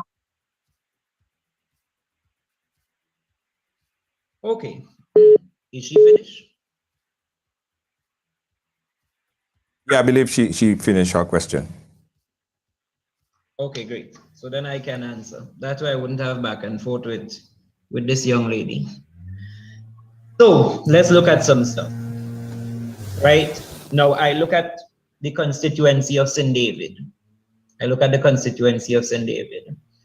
Of course, I understand the environmental concerns that people spoke of. But when that area was there and it was being used as a dump site, people dumping stuff there, no one spoke about it. Today, through the work of the NNP and their vision for the development of St. David, there is now a hotel being built, almost completed. That is going to bring sustainable jobs to the people of St. David and that constituency, right? At present, it's giving them construction jobs, which we know will be temporary. But then after that, they are going to have permanent jobs. So now people would no longer have to leave St. David, St. Andrew, come down to the south of the island. They can now stay in St. David, find work there, taxi guys, the same farmers, right? Through what's happening through the Ministry of Agriculture under Peter David's watch, right? We see this new Youth in Agriculture program. We see whereby they're organizing, they're training, they're giving you lands to produce on. When these hotels come, guests will be coming. People have to eat, right? So now the farmers will have a ready market. There's a second hotel that is already getting ready to start. The lands are being cleared. They just had a soil turning ceremony the other day, right? NDC is always talking against hotels and hotels, right? But tourism is a big part of our GDP, right? And so we can't always seem to criticize NNP for every little thing that they do. So that's one. The Imani program. The Imani program may have its own little flaws here or there, and I've always said that. But it's a good program. It's providing training to our young people. And it's not something that we should get rid of if for some reason NDC forms the next government. And we always had those conversations. There was talks, of course, of downsizing the program because we feel at the time that the program has too much of people in it, in terms of the wage bill and everything that it puts onto the country. But the program provides solid training for young people. And then, of course, they're finding jobs. I look at Kate Lewis in her constituency, and I admire her because I believe the job of an MP is not just to build roads, right, and drains, and so those things are important. But we need infrastructural development, mind you, because, of course, when you put the roads going into the lands, the farmers get access, right? That's how they get access to their lands. But the point I want to make up in that constituency, she started. That was something that I campaigned on for St. George Northwest, because should I have ever, NDC got into office, I would have liked to see something like that happen in St. George Northwest, whereby she was able to put a cooperative together, a garment industry. And so here it is, you have young people, I believe it's 20-something young people. I'm not sure if the numbers have grown further than that, but I know months ago when I checked, it was 20-some young people. And they are working, they have sustainable jobs. Right? They're providing, when it's Christmas come, they're doing curtains. Independence come, they're doing those independence things. Of course, they're doing stuff, skirts and tops, and you just name it, t-shirts all throughout the year. That's, to me, is also something sustainable. I see now, of course, more focus is being put into the agriculture industry. When Peter was given the ministry, of course, NDC made noise about it and said it was a downgrade. At least he had vision, and he realized that this was an opportunity for him, that where he is planted, he can blossom. And today he's turning out to be an absolutely fine Minister of Agriculture with new programs that are taking place there. So not everything that NNP do is bad, and not because, there's a lot of people in NDC that has hatred for one man that they must allow the hatred to blind them. I am saying at this point in time that the country is in safer hands, right? I am not saying that something may not change in the next 20 years or so, but at this point in time, we're focusing on this election. And for this election, the country is in safer hands. Construction is booming. Tourism is picking back up. We're making talks about the airport. But we need to expand, because as we have more hotels, we have more rooms, more flights will be coming. We need to expand, we need to upgrade. The hotel plant is an aging plant. We need to upgrade the infrastructure. And we complain for all these things simply because Dr. Mitchell is the one that doing it. NNP is the one that doing it. But when NDC come and credit for it, come on, we can't be so hypocritical. You know, it's funny. I'm gonna get the caller to respond there, and then we'll jump onto another quick one. But it's funny. I just can't understand politics. I can't understand politics because it seems like to be a politician, and correct me if I'm wrong, whatever seat or whatever side you're sitting on, your obligation is to say everything that this person or this party is doing is right on, spot on point, even at the point in time when you may have disagreements with them. You're sitting in the festa, but there's nothing that being said against it. Instead, you focus your attention on criticizing the other side. And as soon as you move over to the other side, the opposite.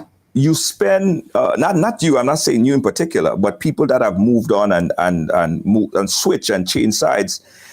They now take their priorities to now attacking the other side. Everything that the other side is doing is incorrect, or everything that the other side is doing is wrong. Just like you said a couple things, like you are like the official spokesperson now. You are kicking some gems. I remember when you was campaigning, you was just as passionate for the NDC and the agendas. And I still remain passionate because I am a patriotic Grenadian. But when you are on the NDC side, if you're an NDC, you're going to defend your party. Right? Because that is competitive politics. Right?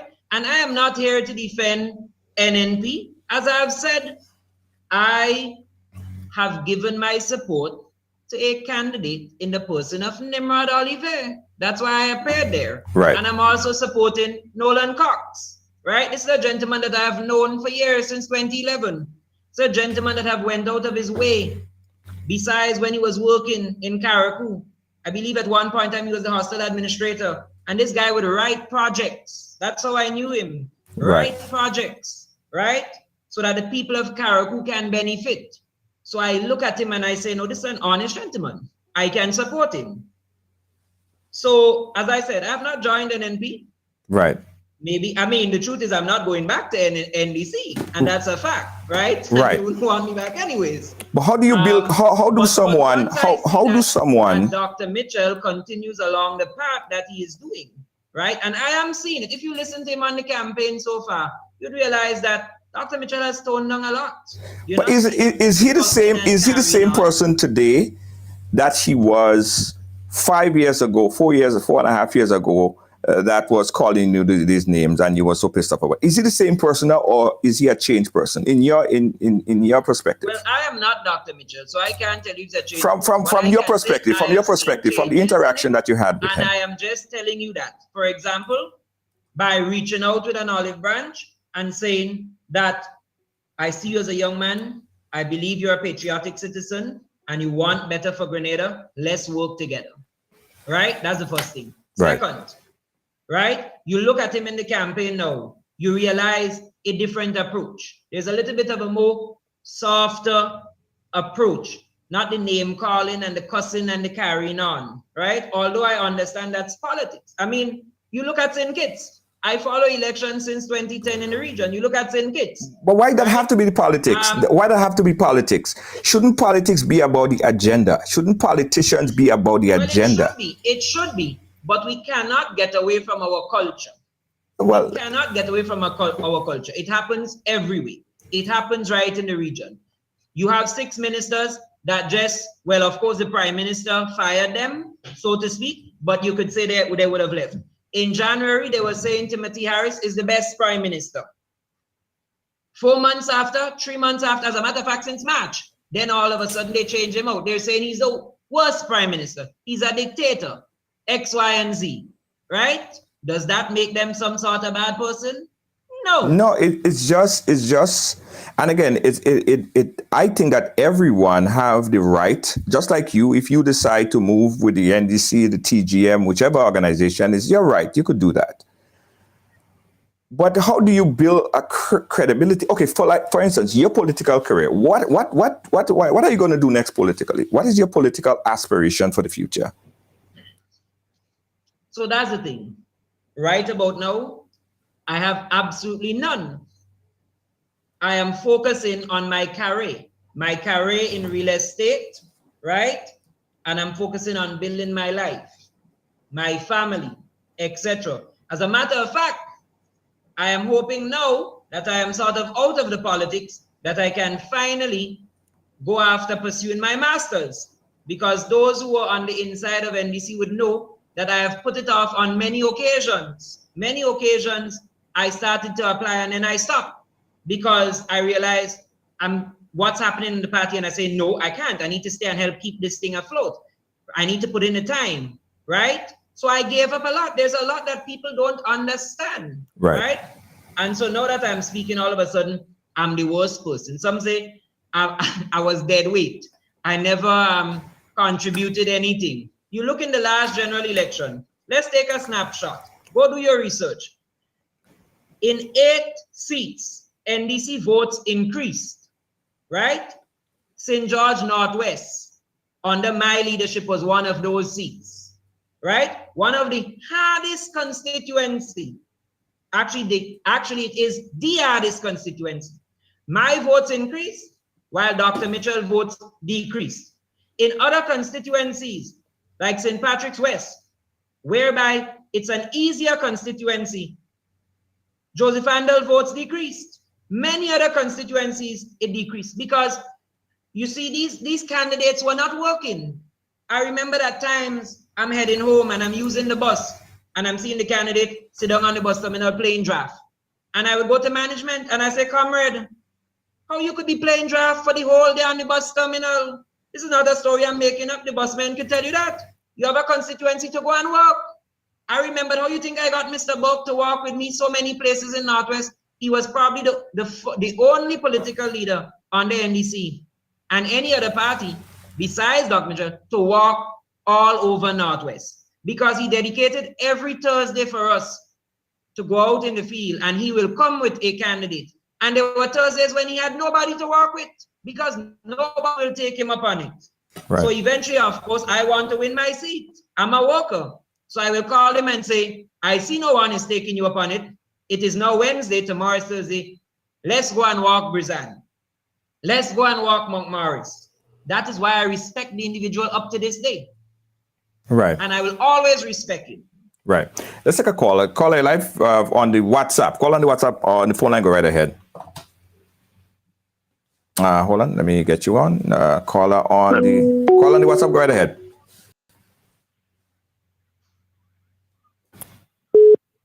Okay. Caller on the WhatsApp. You snooze, you lose. Let's go. Caller on the phone lines. Go right ahead. Call on the phone lines. Go right ahead. Hi, Junior. Are you hearing me? Yes, I'm hearing you. Go right ahead, caller. Yeah. Everyone has a right to support whoever they want to, but you know, it's something else. Ali has suddenly realized that the NNP has a lot of wonderful programs. The politicians are like chameleons, man, changing color to suit whatever environment they're in. The main reason, though, that I'm calling, he repeated some of the comments, underlined. I am the author of the comments, and he put the comments to the treasurer of the new NDC party. I'd like him to issue an apology to that Andrea St. Bernard. If he were reading the comments and looked at the profile, he would not have made that error. So I think he owes her an apology. I'm not the treasurer of the party. All right? Wish him well with his real estate and building his life. But I stand by my comments. It's bitter and sour. Right. Have a good evening. All right. Thank you, caller. Ali, you're in the hot seat today. Call on the WhatsApp. Call on the WhatsApp. If it is not right, well, I apologize. Junior, I'm big enough to apologize. Right. Hold on. Call on the WhatsApp. Hold on 1 second. Ali, go right ahead. Ali, go ahead. Ali, we didn't hear you. I had finished what I was saying. You didn't hear me? No, I didn't hear you. Right. I was saying, while there is I cannot prove who just called, but if, of course, I wrongfully accuse the treasurer in terms of that was not her comments because they have a similar name, then I apologize. I am big enough to do so. Okay. All right. Call her back on the WhatsApp. Go right ahead. Good night, Junior. How are you? Hey, I'm fine. Go right ahead, caller. Where are you calling us from? Good night to your guest, too. It's quite interesting that we just came from Lent. And to students of the politics, this is a great, great, great lesson in political Judaism, if you ask me. The gentleman there has no political capital because I'm saying even if he had problems in the NDC, why did he appear on an NNP stage? It's quite interesting. So what I'm seeing here is a case of sour grapes. If you follow the narrative, he's talking about he was not accepted by his new political leader. Obviously, he has a problem. He has a personal agenda against the new political leader of the NDC. He have been tried and tested and found wanting. They want to remain and keep the so-called old guard, and I'm using his words, to continue to have the same results. You cannot do the same thing and expect a different result. The NDC has been revitalized, re-energized, gave the young and upcoming team that support and that respect. Even if you have a problem in the party, where you have to go outside, it shows you the agenda is clear. I'm not even going to talk about how he run home and start licking back his vomit, because that's his personal choice. But at the end of the day, we, the voters, would decide, and we also are objective and we have eyes on. We see what's happening. Yes, he may not be the only one, but we're happy to get rid of them now. Let them go. Because the NDC have suffered one problem in the past. That's an issue of unity. I'm glad to see that the team is unified, standing together, standing strong, and good riddance. We're happy to see him go. Thank you, sir. You go your way. All right, thank you, caller. Thank you, caller. Ali, can you respond? Well, let me just give this caller a little bit of advice, seeing that he wants to give me advice. And you know, that if I have no political capital, and if what I am saying is not truthful, and me supporting a candidate does not hurt you, then why are you guys so bitter? Why are you guys all over social cussing? And when I walk the street, some of you are cussing and so that. Spend your time. Let me give you some advice. Spend your time. Walk with your candidates. Go in the constituencies and do the work. Don't be social media bullies. It's not going to help your party. At the same time, you keep saying good riddance to all of us who want to lead. Politics is by addition.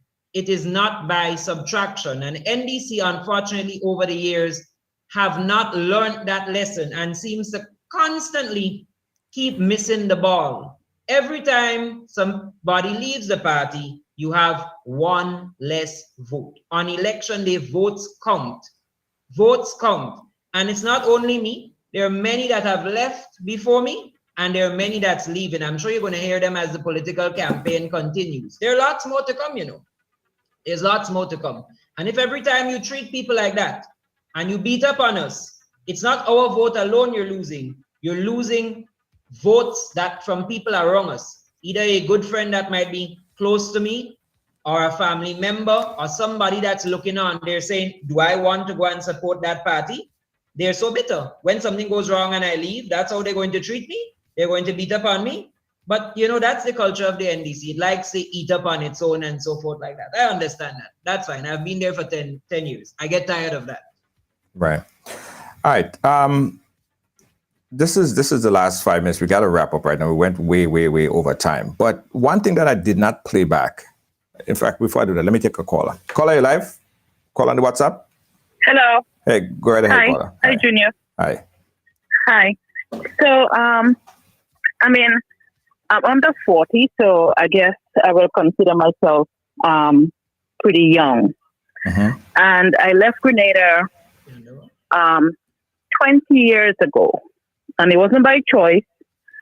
An opportunity was provided by my parents, and I traveled overseas, right? So technically, I had no choice. So I had to move with my parents. Right. And it is my hope that, and it's my intention that I return to my homeland in the future. So what is happening in Grenada right now, this is something I take very seriously because it is my future and it's my children's future. It is sad to see that every election, we always put ourselves in the gutter.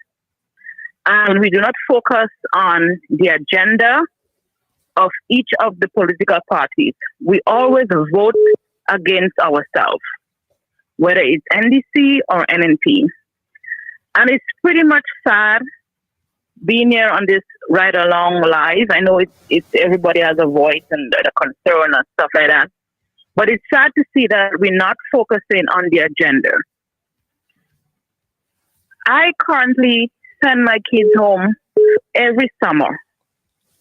They're going to spend 8 weeks in Grenada. And out of the 8 weeks, I'm scared to death that my child is going to break his arm, his leg, and I'm not around because you know what? There isn't the proper health care.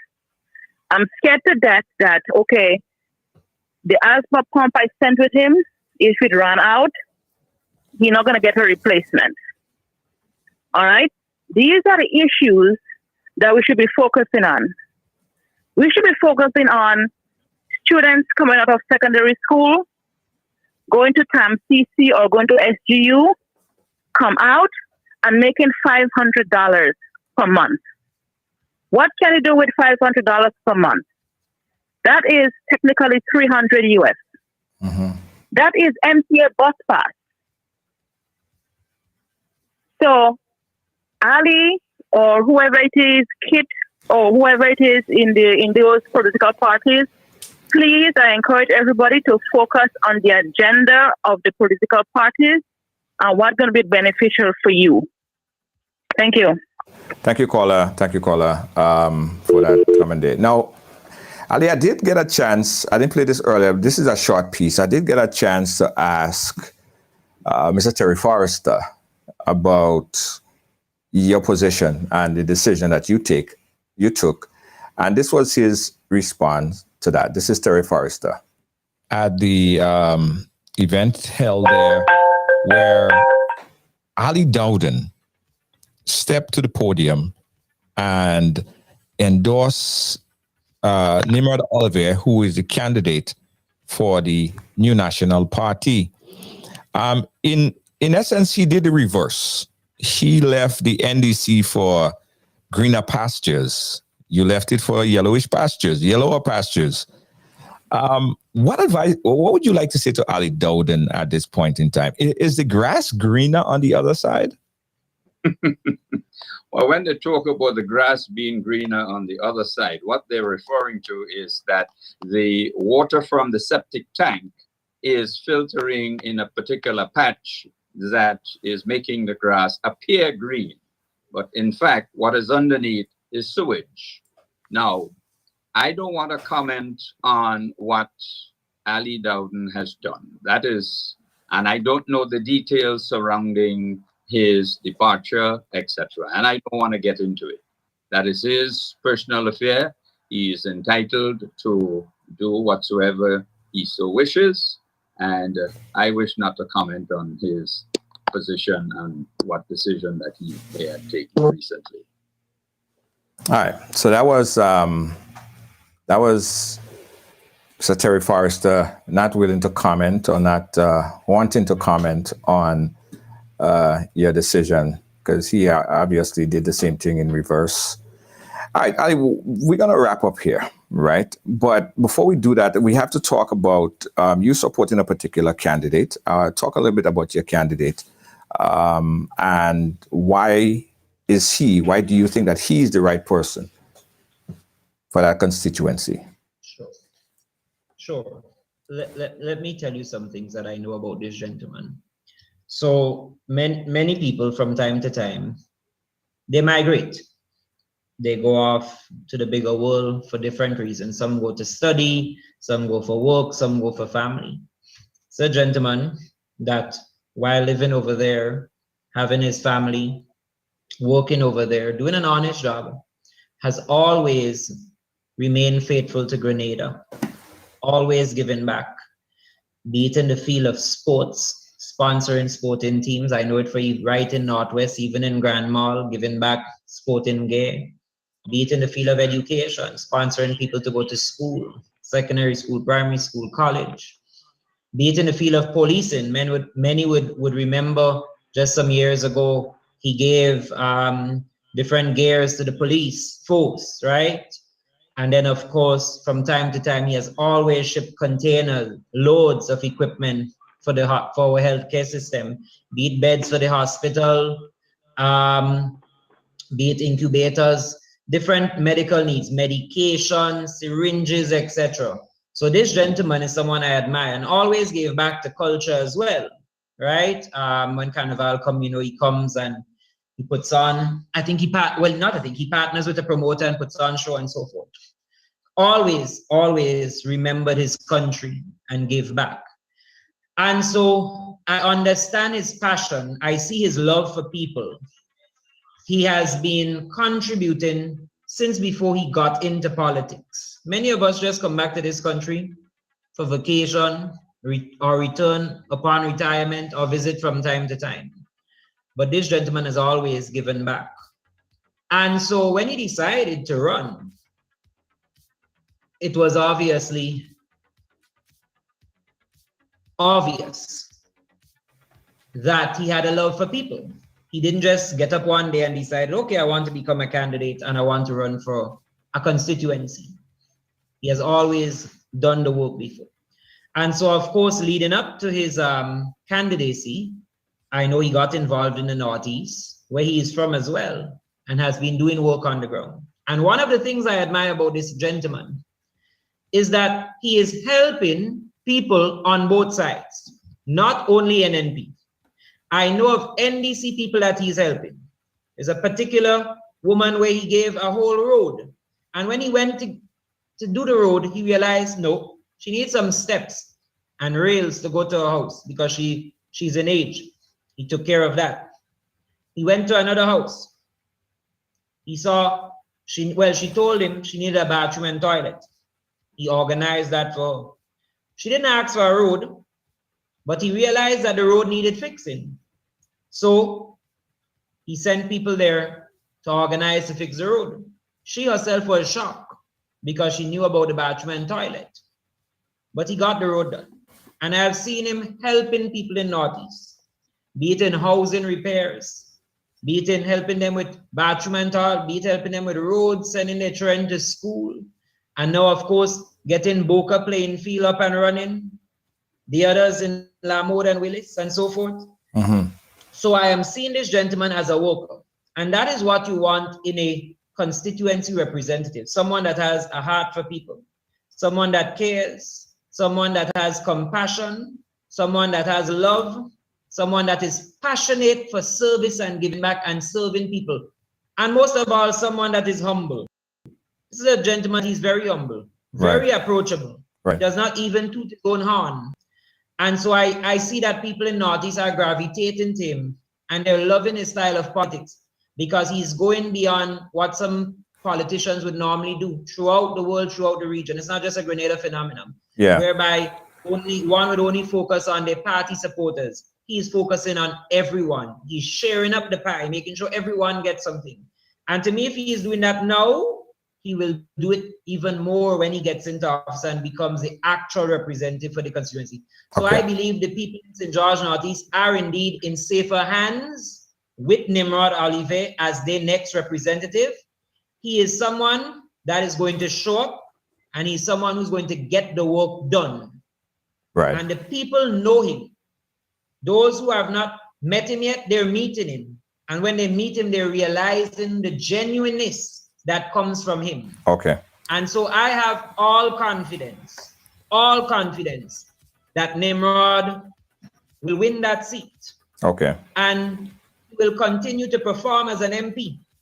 And if God gives him life, health, and strength, he will win the following election. He will win that seat again, even by a bigger margin. Okay. So I know the people of St. George Northeast, they're in safer hands. Okay. So continue to support your candidate, Nimrod. Continue to work with him as he continues to work with you and for you. Okay, we got this last and final call, and then we're going to wrap it up. We got a caller on the WhatsApp. Caller, go right ahead. You're the final caller. All right. Good night, Junior. Good night to all the listeners. Good night to Ali. I want to say this very short, that a caller previously stated that we should be focusing on the policies and better in Grenada. and that is very correct. And I want to remind people that one of the issues that we have in Grenada is the fact that there's a lot of partisan support, and that has caused a numerous amount of problems for the country, for the state of Grenada, Carriacou, and Petit Martinique. I want to remind Grenadians that Ali Dowden is one who has dedicated his life. His footprint in Grenada has been supporting persons medically. The first time I saw Mr. Dowden was on the back of a truck going through the St. Paul's area, raising funds for the Kidney Foundation. And that is a sacrifice that many of our people do not undertake. And I think he should be applauded for that. And remind Grenadians also that Mr. Dowden's decision, whether it supports our partisan aspirations, is his. Hold on 1 second. Hold on. I don't mean to cut your train of thought, but I'm hearing a lot of noise in your background. I don't know if it's because you get enough feedback from the audio that's playing back in the background. All right. Yeah. Okay, how is this? It's better now. Yeah. Okay. That's his choice, you know.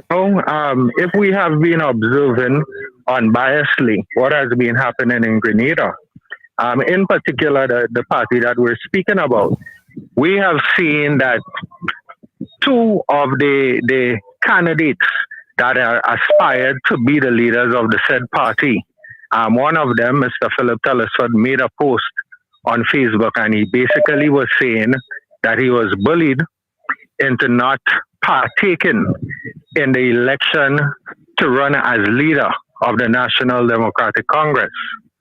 Now that speaks a book to many persons who do not partake in partisan politics. And Mr. Dowden, keep doing the job that you're doing, and let us remember Grenada first and not party. This young man has made a lot of sacrifices for Grenada, and I don't think that he should be bashed the way that I'm seeing it going on now. Okay. That's my contribution. Thank you so much, caller. Thank you so much. All right. Ali Dowden, my friend. If I may say something, you know, that caller sounds like Earl. Yeah. And Earl is a young man that all of us should try to emulate. A young man that gives back to this country selflessly. He means well. Means well. He has a love for people. He wants to represent people as well. And I'll always respect Earl. Earl reminds me a lot about myself. We'll get on a truck, go around the country, hold a motorcade, raise funds for people in medical need. You know, if you look on my Facebook, there's a lady who came out in the last day or two publicly saying that she's an NNP and her house was burnt, right? I believe yes, the house was burnt in the town of St. George. And how I helped her. I did not look at party colors, and I know her for a very long time. I know her to be an NNP. We were on opposing sides, but I helped her. I look beyond the politics, and those who are around me, they know that. And even some of those who cussing me, they too will get help, because some of them that's cussing me, what surprised me the most is that some of them I have helped before, right? But because it's party politics and I have moved away from the NDC and they remain loyal to the NDC, they cuss me, but that's fine. If you want to remain politically blinded with your loyalty, then that's fine. I do not support a party and follow them blindly. Right? My eyes are wide open and I'm watching what's going on in this country. And I believe that the voters in this country will speak on June 23rd. They will speak, right? Yes. And I really hope that we all will be happy with the results. So my advice to my former party is spend the time on the ground, put in the work. Don't use your energy beating up on me. That's unnecessary. You're already coming from the back. You need to win, right? Go with your candidates and work. And that's the problem over the years with NDC. When we call a meeting, they never come out. They're Facebook badge-ons, Facebook bullies, right? They don't come out. They don't show up to meetings. They don't do house to house. They don't want to walk. They don't want to do anything. They don't even want to pay their dues on a month. But they're quick on Facebook beating up, right?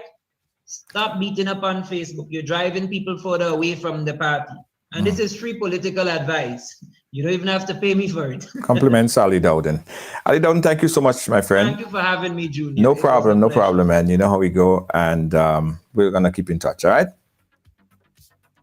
All right, guys, listen. I'm a firm believer, and I've said this from the beginning, from the start, for those of you who follow this program.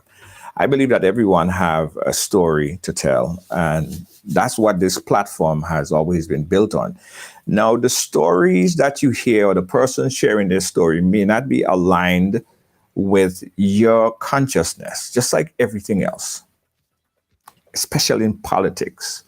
So I don't like politics. I don't like politics at all. I could never be a politician because it separates, it divides, it subtracts. It doesn't add, it doesn't multiply. And oftentimes we come on here just to see how we could air out certain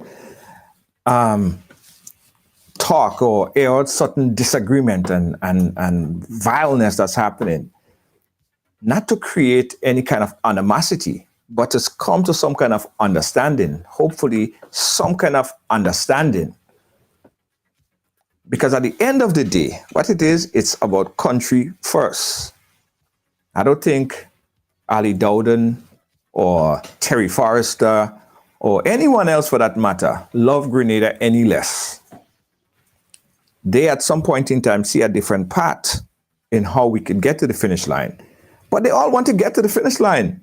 They're all interested in getting to that finish line.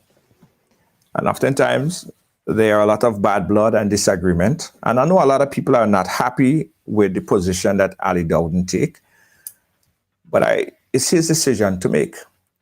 Although, not totally, I'm not in support of airing out dirty laundry, especially in situations where you are part of intimate conversation. I'm not in support of that. And, probably it was borderline that. But I still think that Ali Dowden and Terry Forrester and anybody else who made the decision to move on, that is their choice and is their opportunity to speak. And I'm just so happy that we can be a platform where we could encourage conversations. We don't only talk politics, guys. We talk about homosexuality. We talk about lesbianism. We talk about LGBT. We talk about all these things that are affecting people. And at the end of the day, the underlying story has always and will always be, everyone has a story to tell. You may not agree with it. You might feel like I'm the worst person to even entertain these conversations. No, we need to talk about it. We need to conversate about it. We need to connect. And that's why we had this conversation here today. That's why I thought it was useful to have this conversation here today. In fact, Ali Dowden had an interview with Callisto Faria, or supposed to have an interview with Callisto Faria. The same thing he would have said on my program is the same thing he would have said on any other program. Said it here, we got a chance to hear his point of view, and I'm happy that he were able to talk. Anyway, I'll take a few more calls, guys. Just talk to me. Let me see if I have anyone else on this line right here, because the line was blowing up fast and furious, up to the point where I think the phone app just crashed on us. All right, so we open up the phone lines. Talk to me. Let me know. Let's get some final thoughts. 718-701-5720. That's 718-701-5720. Right along live. Let us know what your thoughts are. What you think. Keep the lines coming in. Right now, we'll take your call. Hold on. Let me mute all. Yeah. All right. We got a caller. Let me jump in and take this caller on the WhatsApp. Call on the WhatsApp. Go right ahead. Yes, Junior. Good night again. Yes. No one has really an issue with the gentleman deciding what political party he wants to associate himself with. Right. He's free to do so.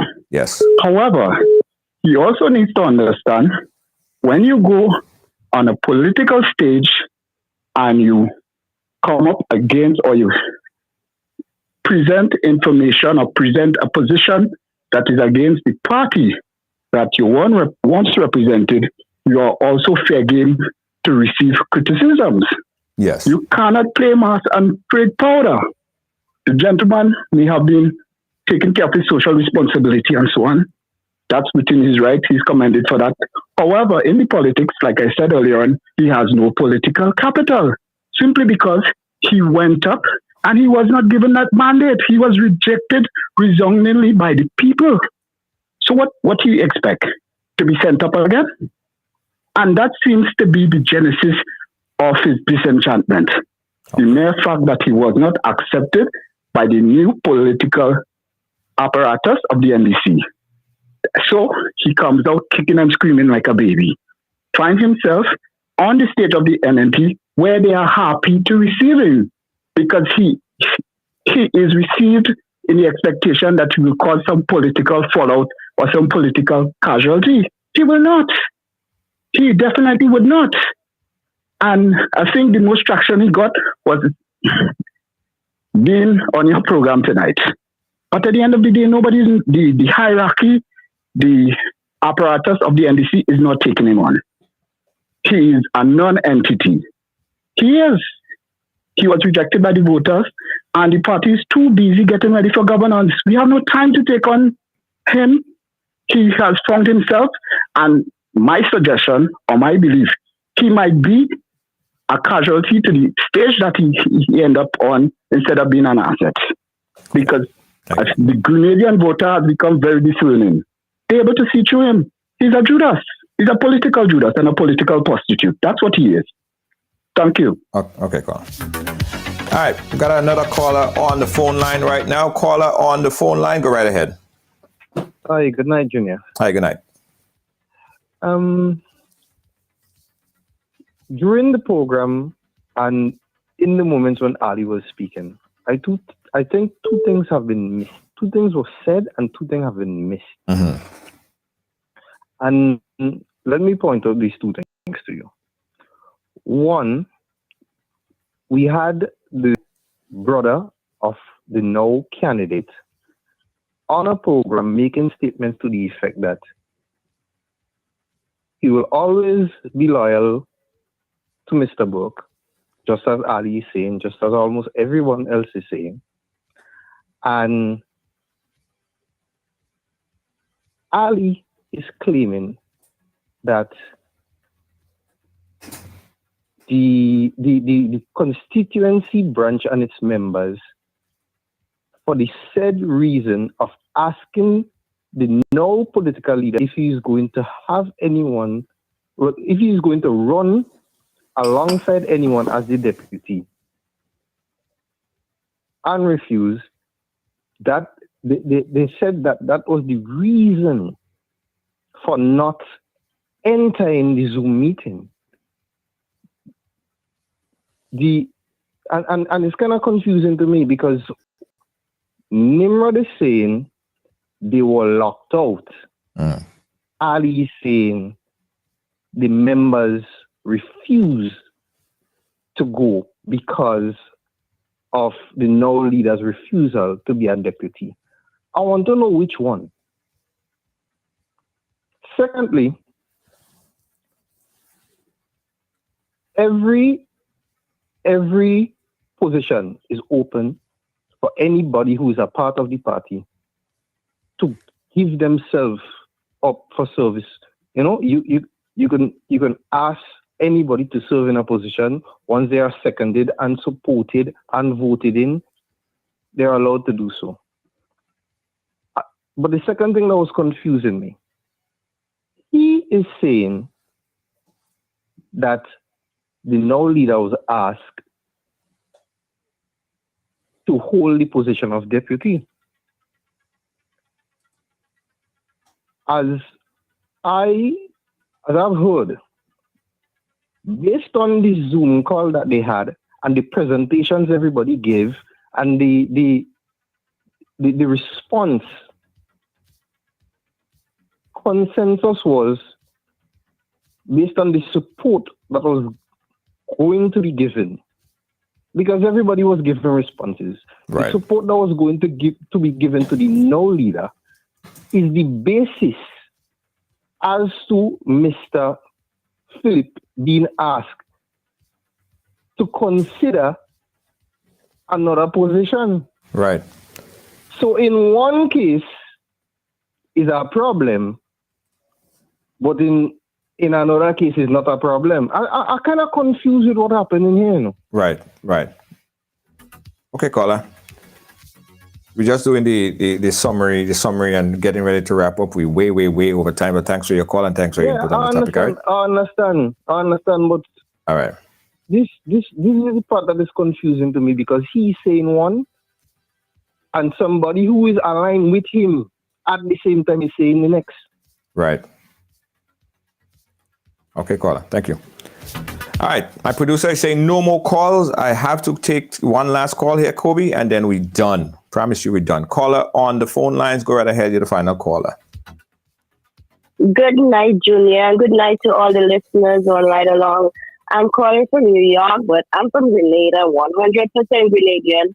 And I just want to say people like Ali is causing, we people in the diaspora to scared to come back home and leave. That's people like him that cause the way Grenada is right now. And right about now, people shouldn't be focusing on party. They should be focusing on Grenada on a whole. Look at Grenada 27 years ago and look at Grenada this 2022. I was in Grenada last year, and trust me, I really don't want to go back, but I have to go back to cast my vote because I want betterment for my country. Thank you. All right, thank you. All right, guys, thank you for watching. Thank you for being a part of our program today. We appreciate everyone who called and made a contribution. Don't forget to join us tomorrow. We have a very interesting program lined up for you tomorrow. Promise you we will be talking politics. Very interesting program for tomorrow. So we got a date, right? Same place, same time, 6 p.m. right here on Ride Along Live. On behalf of all our team here on Ride Along, our in-studio producer, Jacoby George, doing his thing right there on the board. Our very extra hardworking tonight in the chat room, Lois JJ, Kibbs, Deanne Fraser, and Lynn. And Gail Charles. Thank you so much for always being making sure that things run properly. All right? And I am your humble servant, Junior George. Ride Along Live, where everyone have a story to tell. We have to say this. Guys, if you are new to the program, we encourage you to hit the subscription, hit that follow button right there. And whenever we go live, you get the notification. We are introducing some new programs, new guests, new presenters on our platform in the lead up to election. We're giving you wall-to-wall, ball-to-ball election coverage on both sides. And we are playing again. I put that plea out yesterday. I put that challenge out yesterday to the leaders of both political organizations. We are asking that we have international or national debate of both parties coming together to speak about their political agenda, their political issues. And we're hoping that they heed our call, our challenge to do so. We put that out, we're making calls, and we're going to announce who accept and who don't accept. And we're going to come to the people and tell you guys. So we're looking for a debate. We're looking to have a debate. Hopefully, they make the political leaders make that happen on both sides. All right? Wish us luck. Thanks again, guys. Good night to you from our team here from New York City. I'm Junior George. Good night. Bye-bye.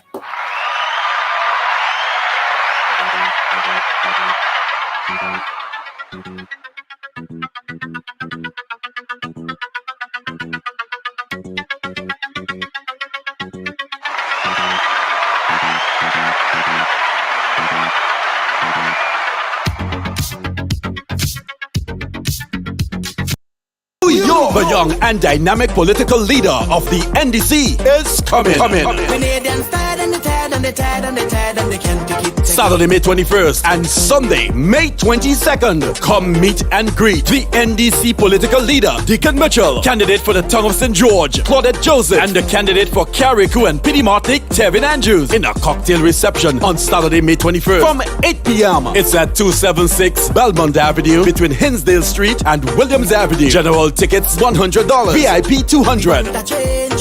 Then on Sunday, May 22nd, the NDC leader will outline his party's plan for Grenada in a town hall from 5 p.m. at the Brooklyn Lifestyle Athletics Club on 1500 Palagot Avenue North. For tickets and info, contact 347-432-6963, 917-975-6567 or eventbrite.com. Donate for change. www.ndcgrenada.org/donate. Checks payable to NDC New York chapter. So we're moving forward. Williams Funeral Service serve you with dignity and compassion as you mourn. Every day, we embark on the journey of life, and one day, the journey will end. It's on that day that you can entrust the celebration of life of your loved ones to David Williams Funeral Service. Call 718-291-3823. Well, it's on Ridealong, so it's happening here. Came over here. What does it mean? You know, I grew up in what I guess we call a typical family. We break all the stories, and that's just a fact.